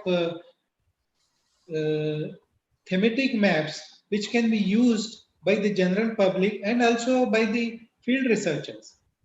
So there are two major, three actually, but I'll group it in two. One is Space Application Center, Ahmedabad, which is basically what they are doing is they are developing sensors and satellite systems for ISRO, which are then subsequently launched by ISRO. Then when the data is collected from those sensors, that data is analyzed by a very big wing is there in SAC Ahmedabad for different uses for groundwater. How this data can be used for groundwater? They have come out with the maps showing lineaments. The lineaments are actually fractures. Most of the lineaments are fractures. So based on satellite data, you demarcate the lineament. From lineament, you come to whether they are potentially useful to study the limited field checks. And then these maps can be used very easily for groundwater studies. So like that, they started and they are doing it and they have already produced a lot of that maps are available in public domain. For Maharashtra, they are still not available, but for Rajasthan, the groundwater user maps are available. If you look at the India Water portal, you can get these. Then another organization under ISRO is NRSC. NRSC basically produces the satellite data and distributes it. You can purchase it, and a lot of data is available in public domain. You can get it from Bhuvan portal. Bhuvan portal has a lot of data available for the researchers. But they are also doing the similar kind of study, and they are assisting. They also have regional remote sensing centers at 5 locations in the country, and they are doing a lot of work in groundwater field also. They are doing basically natural resource mapping, which also requires geologists, and they are also doing groundwater studies, groundwater resources, and they are advising state governments on these aspects. And these organizations, both SSC Ahmedabad and NRSC, state RRSCs, recruit a lot of geologists as a groundwater scientist. Then we have got state remote sensing agencies. They on the lines of a national remote sensing agency. Different state governments have also started their own agencies. They also use the satellite data. And one of the major activities these remote sensing agencies are doing is demarcation of the demarcation of watersheds. The watersheds are very thoroughly being demarcated, although unfortunately these data are not available in public domain. But a lot of watershed data is available in public domain. If you look for it, if you go to hydrosheds site, you get a watershed data at different levels. So that is not a big constraint. You can also do, the researcher can do their own watershed mapping using the satellite data, using the SRTM data. A lot of literature is available on this, but this is being done by state governments also, and they are also recruiting, apart from geographers and other discipline people, they are also recruiting geoscientists and groundwater scientists. Then coming to research organizations, there are organizations like under CSIR.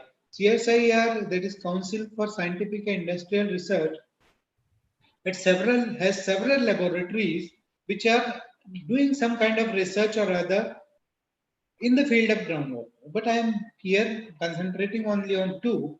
One is NEERI, National Environmental Engineering Research Institute, which is located in Nagpur, and NGRI, Hyderabad. NEERI is basically working in the field of environmental engineering, but they have a water technology and management division, which is doing geophysical, hydrogeological studies, and also water quality, both surface water and groundwater quality studies. So they are also recruiting some geologists. They are already geologists and geophysicists in their roles, and they are also producing a lot of good work in this field. Then we have got NGRI, and NGRI is of course a basic mean organization for geophysics, and they are covering different aspects of geophysics. But one of the main aspects or one of the main application of geophysics on which they are doing a lot of work is groundwater studies. And we also had a collaboration with them.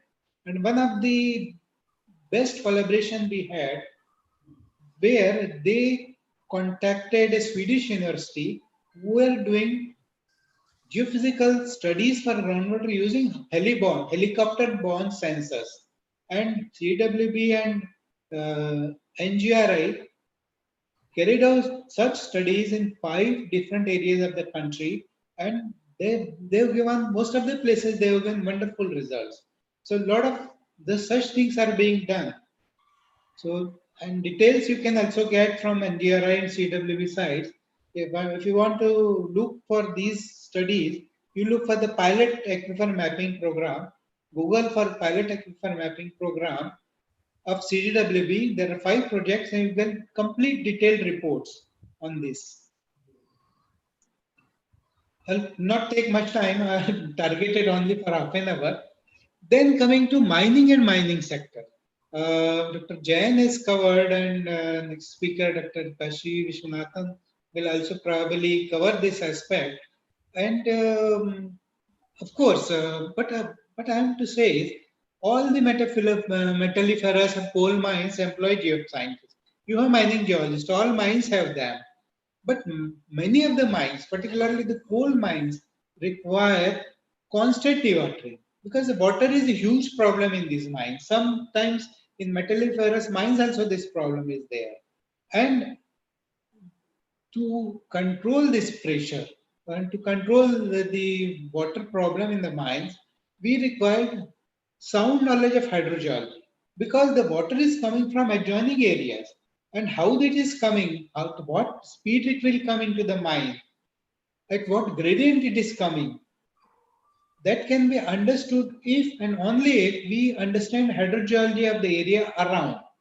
So that's where the hydrogeology becomes very, very important. And I have always been advising these, most of the mines which came in my contact, that some of their mining geologists, they should train in hydrogeology or they should recruit hydrogeologists directly only for this. And it has been done one case, I'll tell later on. Then there are organizations like CMPDI, and CMFRI. CMPDI is an organization, it's not an organization, it is an institute which is basically subsidy of Coal India Limited. And their main job is to do the planning for coal mines. And they are also doing a very detailed study about the water problems in the coal mines, particularly the mines under Coal India Limited. There are now a lot of private mines. They don't have, they also take the help of CMPDI, but CMPDI is doing this and they are also recruiting hydrogeologists for this purpose.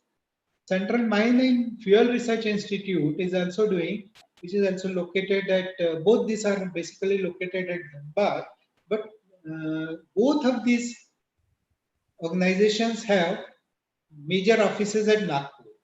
So Coal Central Mine and Fuel Research Institute, they also do a lot of research in the mine planning as well as control of water pressure in the mine. So they've got a lot of work. You can look at their website, and this is another potential recruiter for geoscientists in the field of groundwater.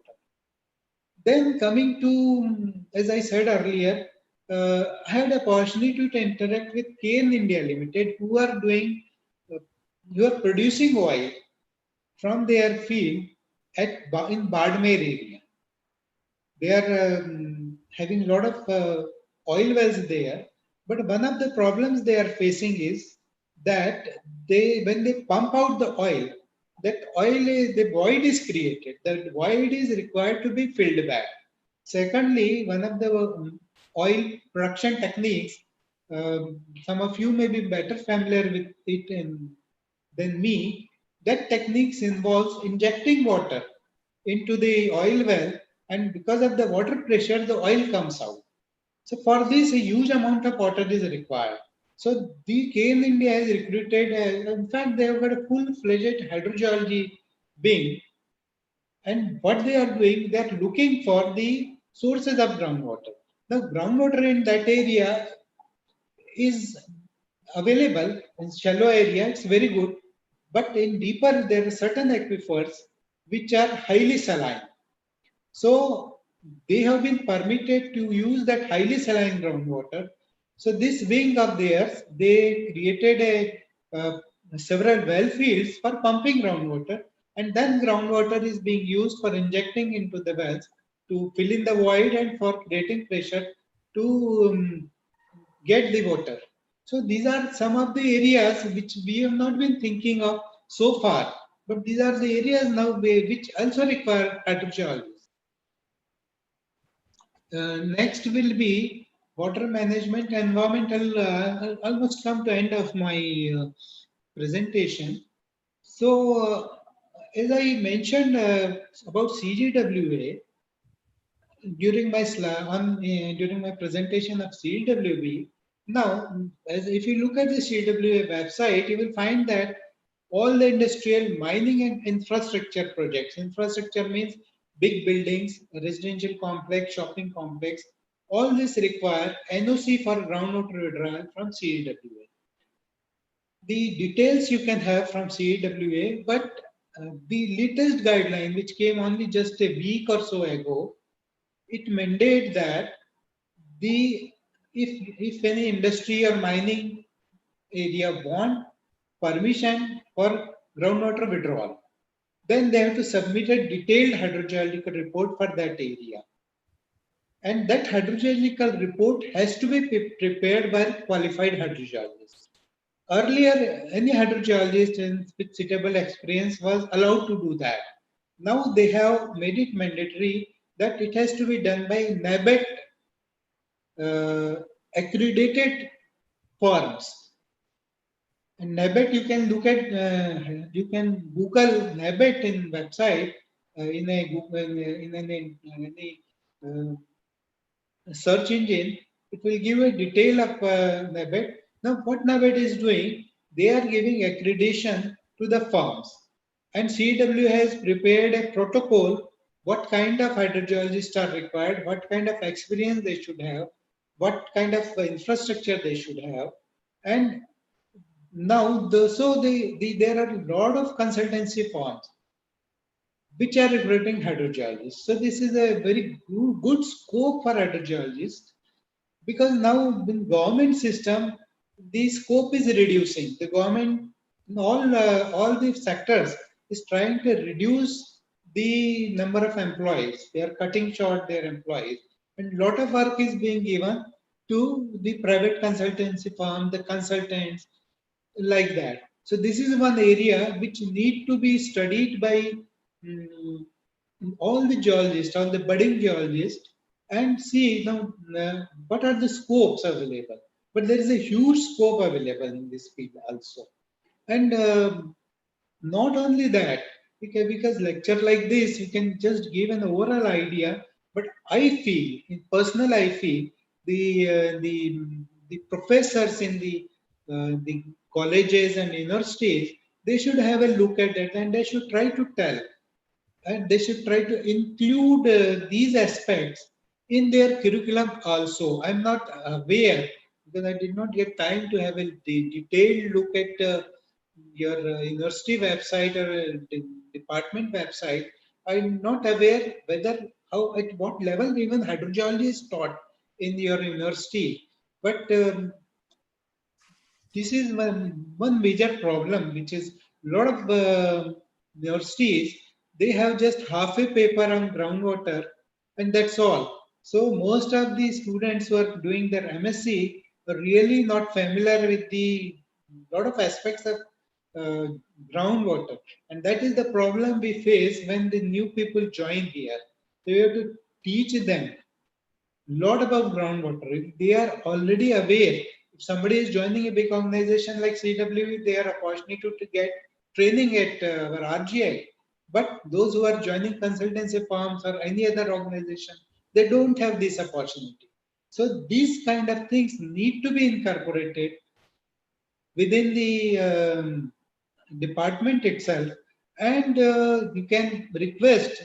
I'm willing to do that.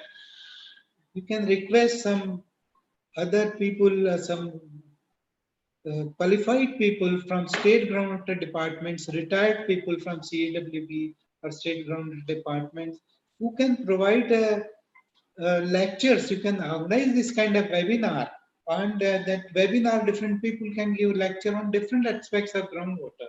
So this is one suggestions I would like to make. And the last but not the least is a very important aspect nowadays is NGOs. Lot of NGOs are working in this country now. They are working not for only for government, they are working of their own for the benefit of the people. I did not put their names because I don't want to sound biased, but there are some names I can take. Like first of all is Aquadem Pune. They are doing very good work. Then we have Viksat. Viksat is located at Ahmedabad. Another two at Ahmedabad. I spent a lot of time in Gujarat, so I'm familiar with this. Viksat is there. Then Aga Khan Foundation is there. Then Sadhguru Foundation is there. And they are recruiting hydrogeologists for a number of years now. A lot of hydrogeologists have been working there. They do provide the assistance to villagers in water-related, ground-related issues, interact with the government organization to bring different schemes to these villages. Then Pani Foundation has now come up in Maharashtra. They are doing a lot of work in Maharashtra. And this is a very, very small list that I am telling. There's a lot of people. And that's why I did not put the name, because I may miss most of the names. But for example, you can look at a website of India Water Portal. India Water Portal is having a list of NGOs who are working in this field. And India Water Portal is also providing a lot of opportunities to learn. A lot of people are putting their experiences, their papers, their articles on India Water Portal, and a lot of information about groundwater is available. So that is one thing I would like to suggest. So scope exists, and I would like to say that the scope in government is reducing with time. I know there are organizations, like there are state governments, like I know about Chhattisgarh government. They used a very robust and big groundwater department. Now that is almost closed. Same is happening with MP. So scope for geologists in groundwater field is getting limited in government sector. Unfortunate. It should not happen, but unfortunate. But a lot of scope is opening up in the areas where we never imagined so far. So scope is not reducing in the overall gamut, but you have to look. Whatever I tried to find out a little bit about this scope, but I may be only telling only 30% of the scope that exists. There may be huge scope available. There are a lot of private companies. There are a lot of NGOs, I said, and a lot of scope exists. So that is how we have to now look at it.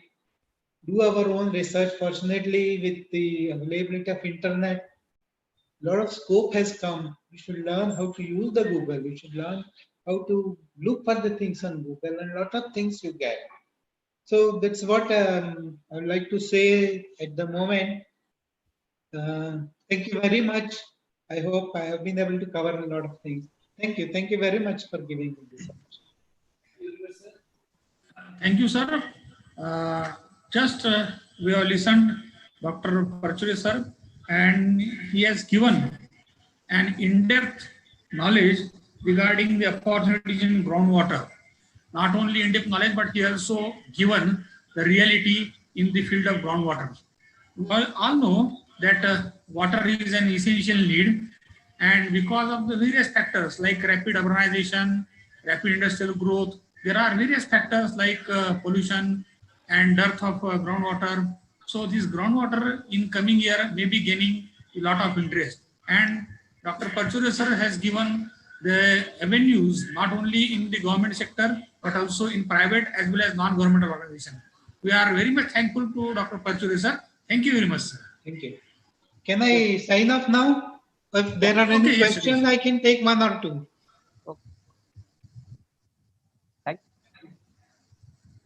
Okay, then kindly permit me to sign off, but I am always available. We can have a big webinar on groundwater one day. And Definitely, we can definitely, try to sir. rope.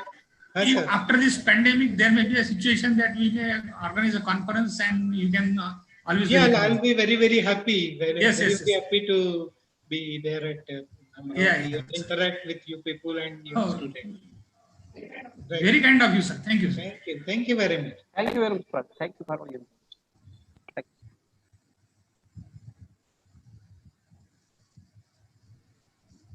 Now, the last of today's lecture, we are having Dr. Kasi Viswanathan with us. And it is my privilege to introduce Dr. Kasi Viswanathan. He is an ex-student or alumni of this Department of Geology, Sant Gadge University. He has passed his MSc and PhD from the department in the year 2003.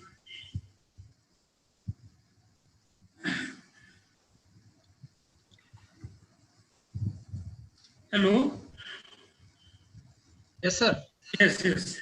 Welcome, Kasi. Thank you, sir. He has passed his MSc and PhD from the department itself under the guidance of Dr. Khadri. After completing his PhD, Kasi has served as an exploration geologist in the Geo-Mysore company in Karnataka, and under that exploration geology, he has done work in several states like Madhya Pradesh, Rajasthan, Gujarat. Later on, he switched to the very good international company that is Hindustan Zinc Limited. Now it has become part of Vedanta International. And he is a very renowned exploration geologist in that company.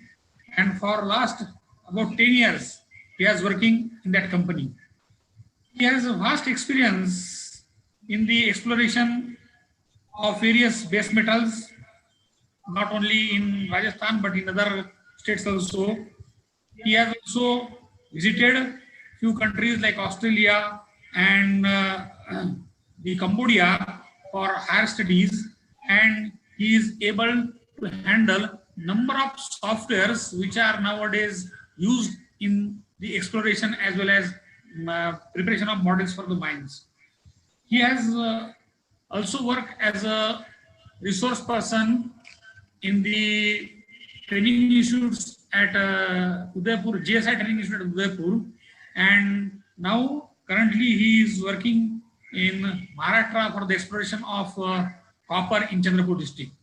So he has got very vast experience in the field as well as in a multinational company. So now I request Dr. Kasi to have his views on the subject. Thank you. Over to you, Kasi. Thank you, sir.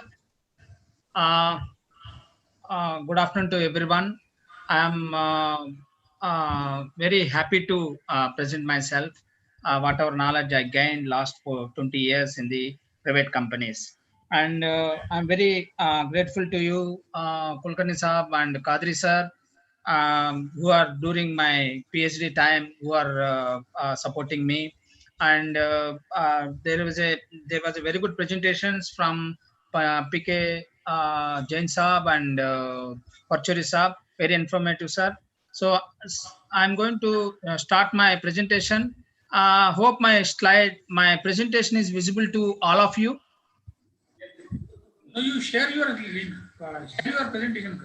Yes, sir. I have. Open your PPTs. Okay, sir. I already shared. 1 minute.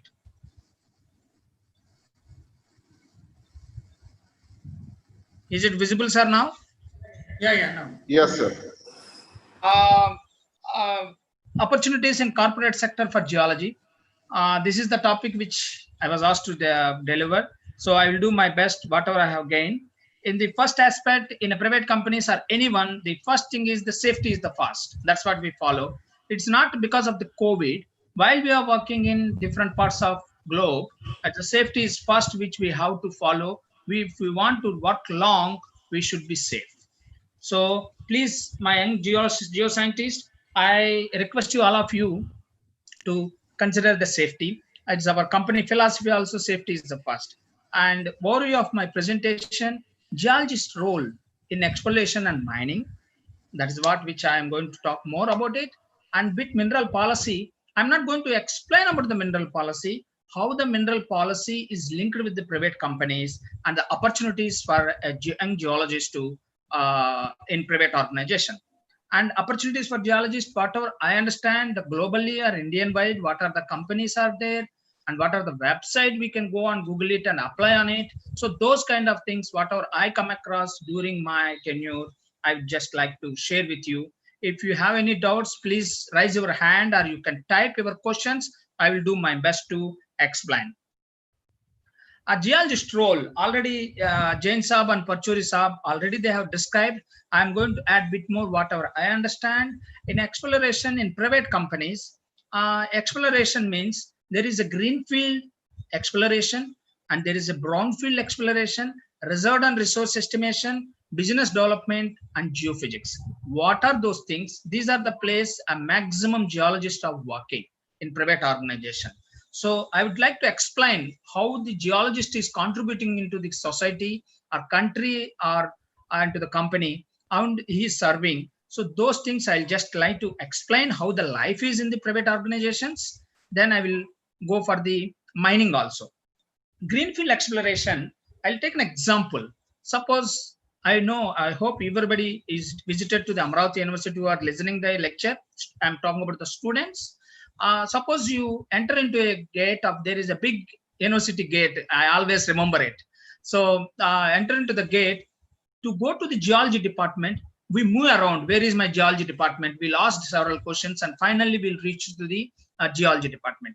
In the similar way, when the exploration ground is being taken by the private organization, a large areas. Nowadays, because of the auction policy, that is not been happening, but as a general sense, in a globally, I'm talking about it.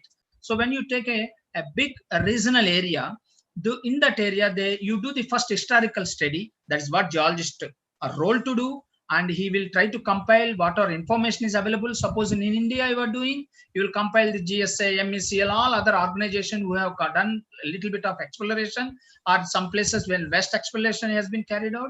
Those information, we collect it, compile it, and program. You design your exploration program in regional scale, collecting the geochemical sampling, geological mapping, geophysical surveys, airborne surveys. These are the places where the greenfield geologist do the maximum of his work, and during across his path, he may outsource some of the exploration programs to some private agencies or global agencies. So those agencies also take a job, give a job opportunities. Like I can take an example of DMT, Fugro, and GeoValley. There are so many companies in India nowadays who are staggering, the SRK. These are the private, these are the big major companies who are providing the service to the private organizations in greenfield and brownfield.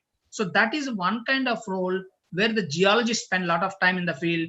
Recently, I'm in Chandrapur doing this greenfield exploration, kind of exploration, where recently we won the auction blocks in Chandrapur. I'm recently residing in Bonpipri, Thaisip. So we carried out the exploration surveys and we collect the samples and we'll integrate all the data, geological, geochemical, geophysical, airborne, all these things. And then we generate the targets and we drill it. So when we drill it, if you get an intersections, ore body, to develop an ore body. P.K. Jain sir was talking about the ore body knowledge and UNS classification and all. So that is a big topic. I'm not going to talk about that. He has elaborated very nicely. So once you understand there is an ore body in a green field, a bit of ore body indications are there, then there is a brownfield geologist will come in and he will do a detailed drilling program. So the drilling program also, some of the drilling companies, we do outsource. So those drilling companies also hire the geologist, like a Terawakar and TDMA. There are so many big global Mitchell. There are different kind of companies are there role for a geologist to core logging. That is the photo in the next right hand side, which I have given. The geologist job is to log the core and identify the mineral potential zones and the dimensions. So there is a big role of the geologist to do the core logging. And then is the chemical analyzing in the labs. That also the private companies do the outsourcing. Some of them are in-house programs, and those companies also hire the geologists. So what I want to say, the geologist has a wide spectrum. Of course, because of the present situation, there is a bit slow in the private organization, but we are expecting a big hope in future, being a good golden opportunity for a young geoscientist is going to come up when the auction blocks are coming into in India. And of course, this is only in India, but there are in other global companies who are hiring in Australia, Africa, even in Canada. So many countries are there doing the greenfield exploration and the brownfield exploration. So the brownfield geologist mostly is stationed at one place.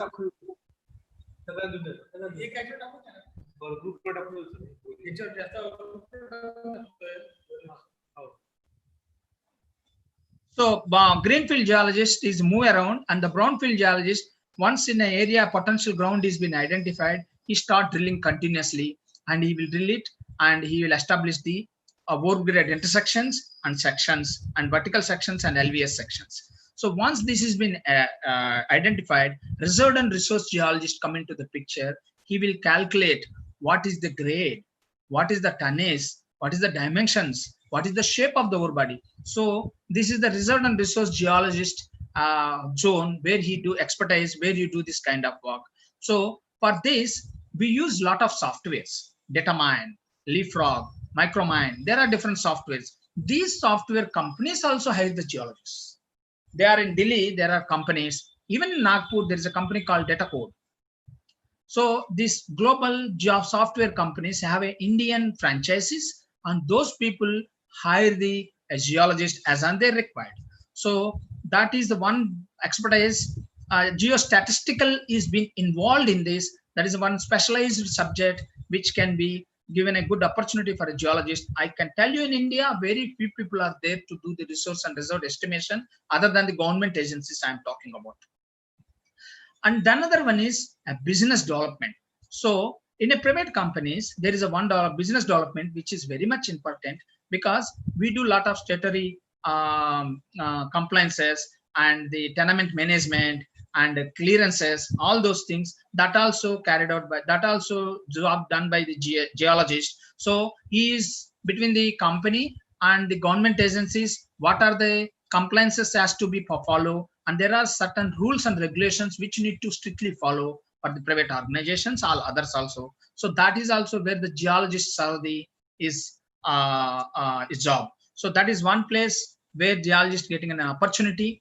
And another one is geophysicist. I have several friends across the globe who are a geologist have become a geophysicist, and geophysicists have become a geologist. So that is also one place. It's okay. It's also a science, the geology and geophysics combination. So those areas and these geophysical service because several companies, they don't develop this own department as a geophysical department. So there are several consultancy companies across the globe, even in India, so who does this kind of job, and they also recruit the geologist when they acquire the data and the processing of the data. So those data during the process, a geologist support is required for them. So those areas also, those companies also hire the geologist. So one of the biggest companies is the DMT and Fugro. There are geophysical companies, but they are in Calcutta and Hyderabad, they are located. So they recruit geologists for geophysical surveys. And there are some airborne geophysical services providers across the globe in Australia and Canada. Those people also hire the geologist because when they acquire the data and processing, as I mentioned, so during that time, so that area, one area where the geologist presence is very much important, and those companies will take the geologist. So this is the exploration talking about the metal mining. At the same way, more or less similar, you can see in the coal mining area, There are companies now recently auction blocks announcement has been taken place. So there are so many companies that also I will talk about how it goes out. So those companies also hire the geologist. And another area is cement companies. They are also going through the auction blocks. Iron ore companies. There are so many iron ore companies in India and cement companies. I'll show you some of the companies' logos so that you can understand and you can Google it and apply for them. Apart from this, there are some of my friends who have I come across when I was in Amravati University. I was not having any of these ideas. I was getting mentoring from those people. That's where I'm here. So there are some people who completed their appeared the exams of GRE and TOEFL, and they went for the higher studies US and Canada, and they completed their jobs, and they are working in their in multinational companies. I can number at least 100 people who I know who are working in Canada, Africa, Australia, Singapore, some of the oil companies, and European countries. So all these areas, all these ways where the young geologist can come up to get they grab their opportunities. In the mining, one is the most important thing is grade control. Once the deposit has been established, this is the ore body, and this is the shape, dimension, and this is the grade and all.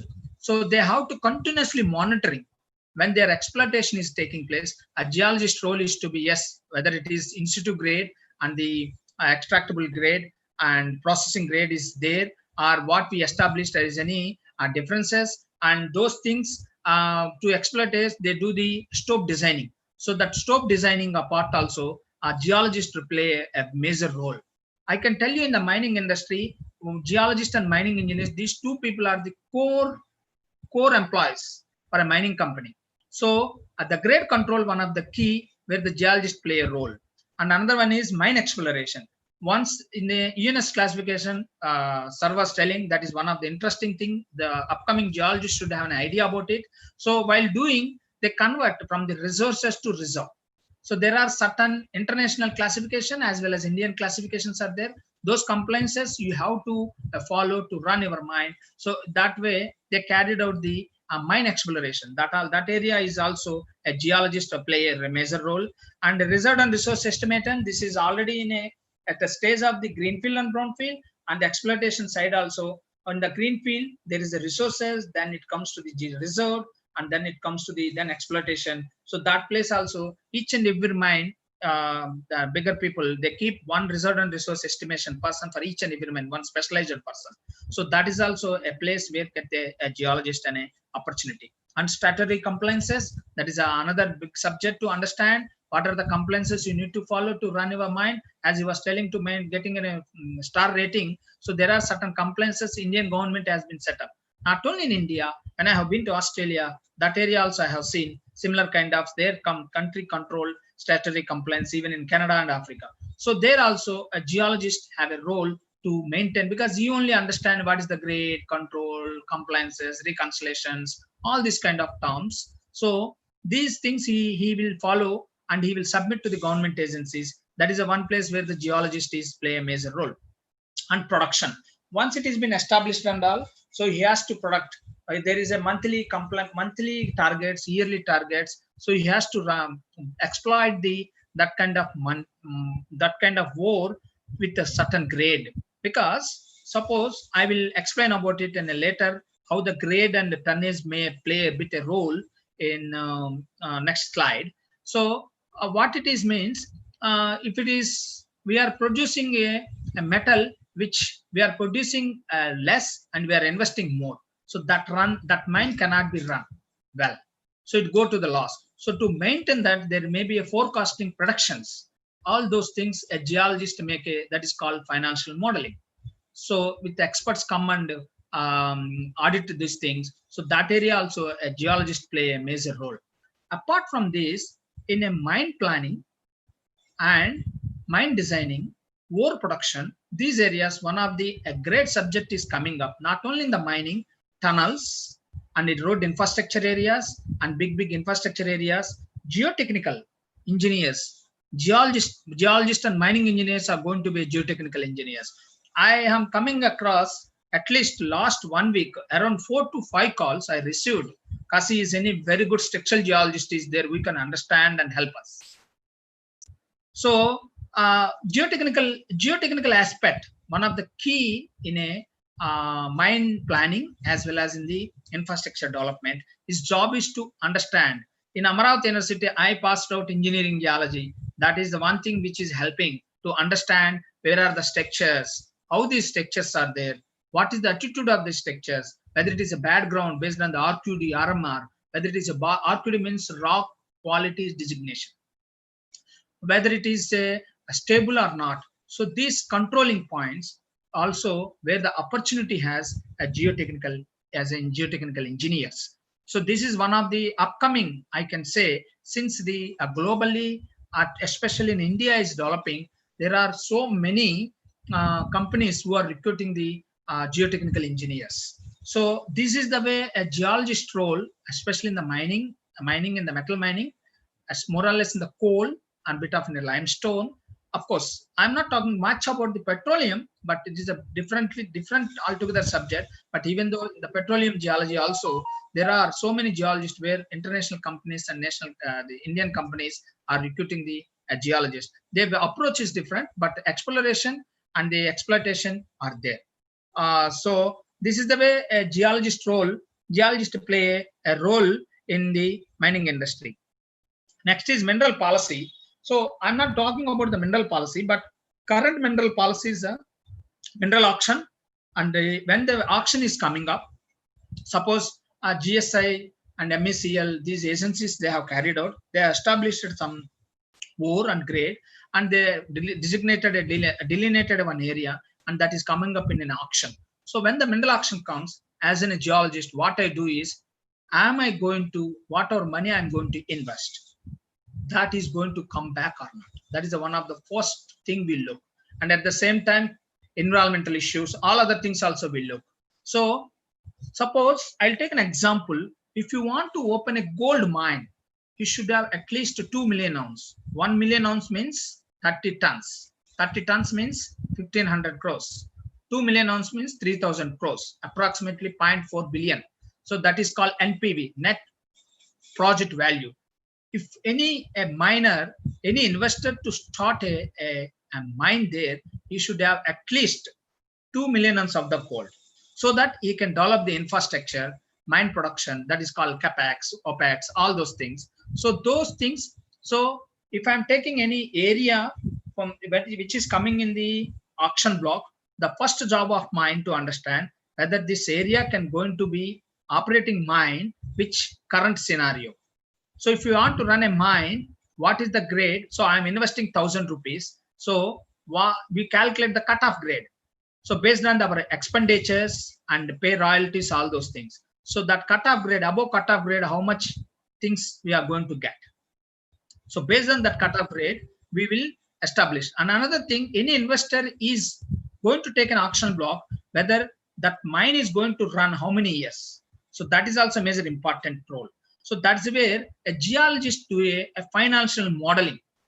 That is also one of the great upcoming subject to do the financial modeling. Of course, recently only I have learned about it. And statutory compliances, when in a mineral auction comes, what are the statutory compliances to become a successful bidder? So that is also one of the place where the geologist will play a role. And previous mineral policy, which why I want to tell about it, and a recognize permit, prospecting license and mining lease up to 2015, there was a mineral concession rule where the private companies take a large areas and they invest the money and they do the regional surveys, and based on that they identify the prospecting and mining leases and submit to the government agencies. So that was there.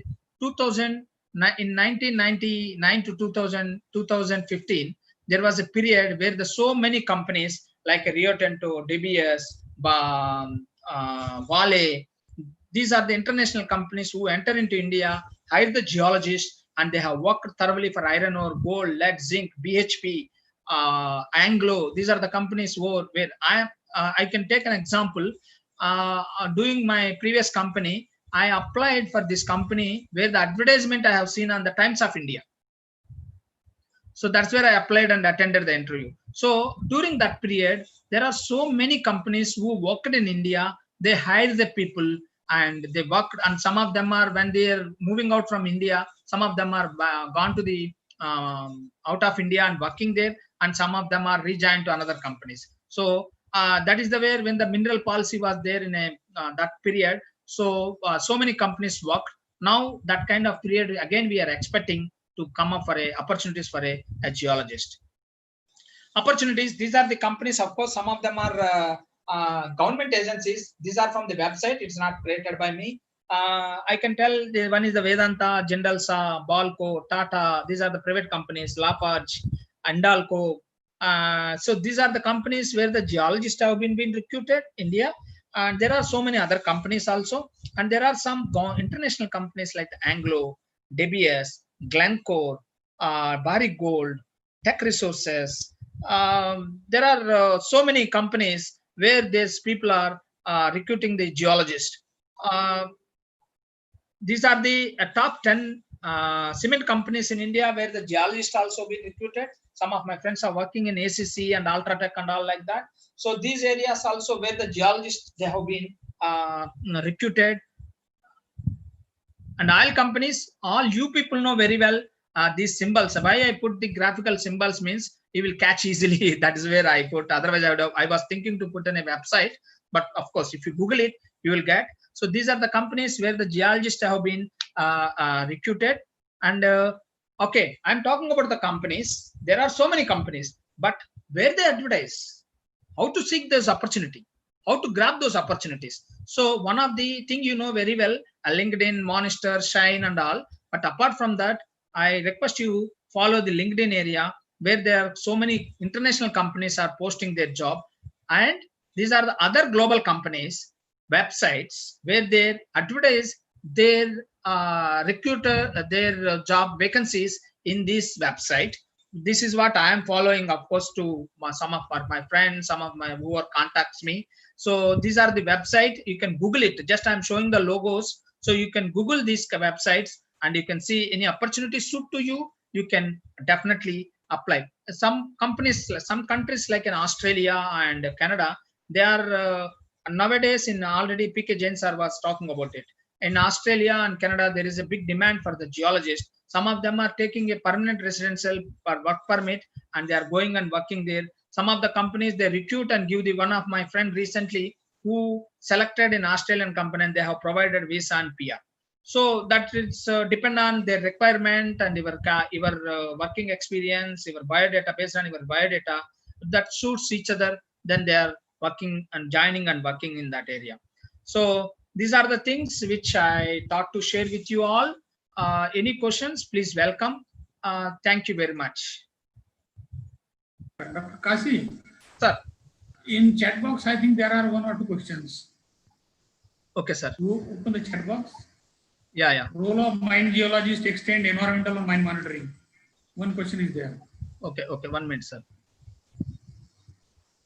As mine geologist extend the environmental, mining, monitoring, management, mindset, starting rebuild. Yes, sir. Definitely. Yes. That is the people are doing, especially rehabilitation. Suppose recently open cast mine going to the underground mine. So those kind of times when sometimes mine closing, along with that to waste dumping areas and that management system of the mining plan and all. Of course, these all those things we do follow, and mine geologist does this. Yes, sir. Okay. Does anybody have any question?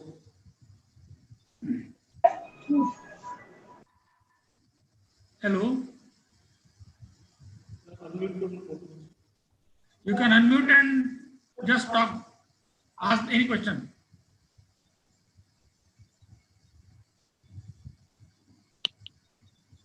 Hello.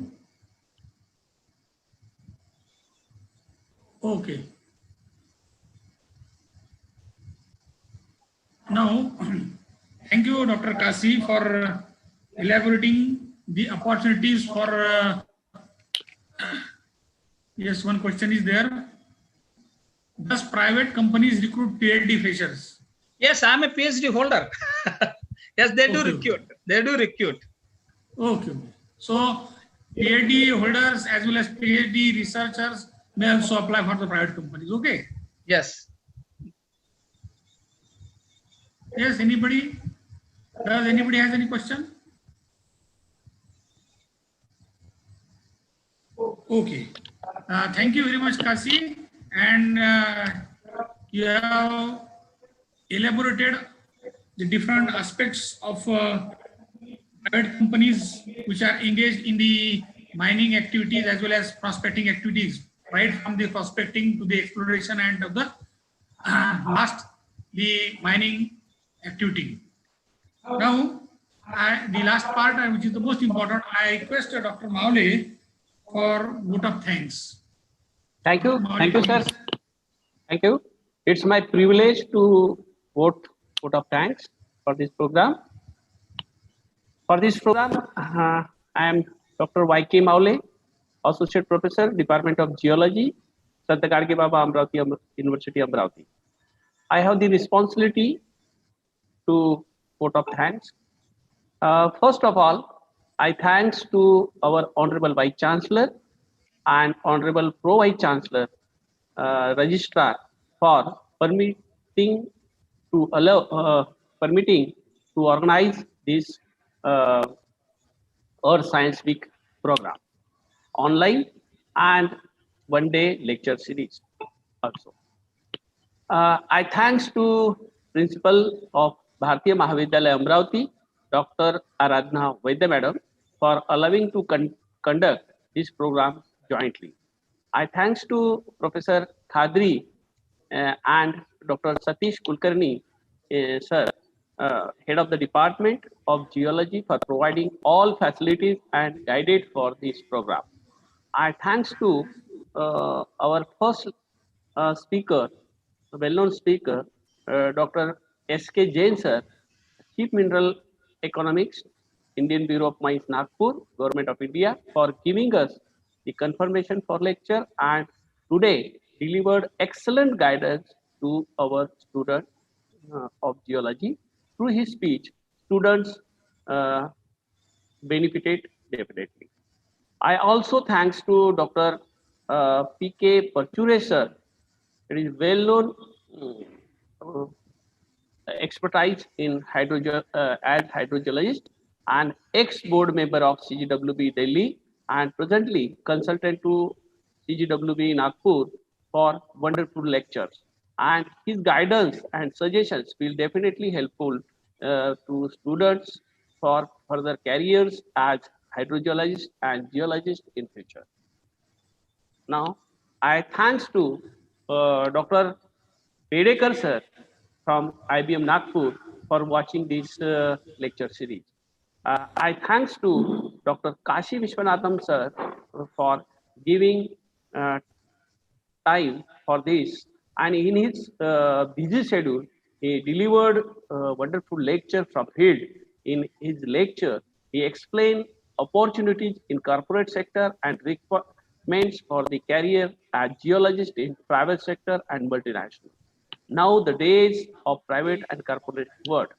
So these information is more useful for our students, and they may get benefited. I thanks to our committee members, Dr. Vinod Kallamwar sir, Dr.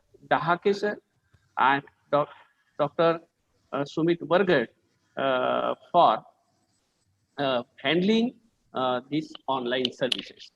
Now, I thanks to all registered participants who have participated in GeoQuiz and this lecture series. And I also thanks to all committee members, uh, Mr. Tirke sir, and all who have directly and indirectly involving in this program from starting to the ending. So I thanks to all once watching this program, and I declare from the organizing committee that this webinar series or online series is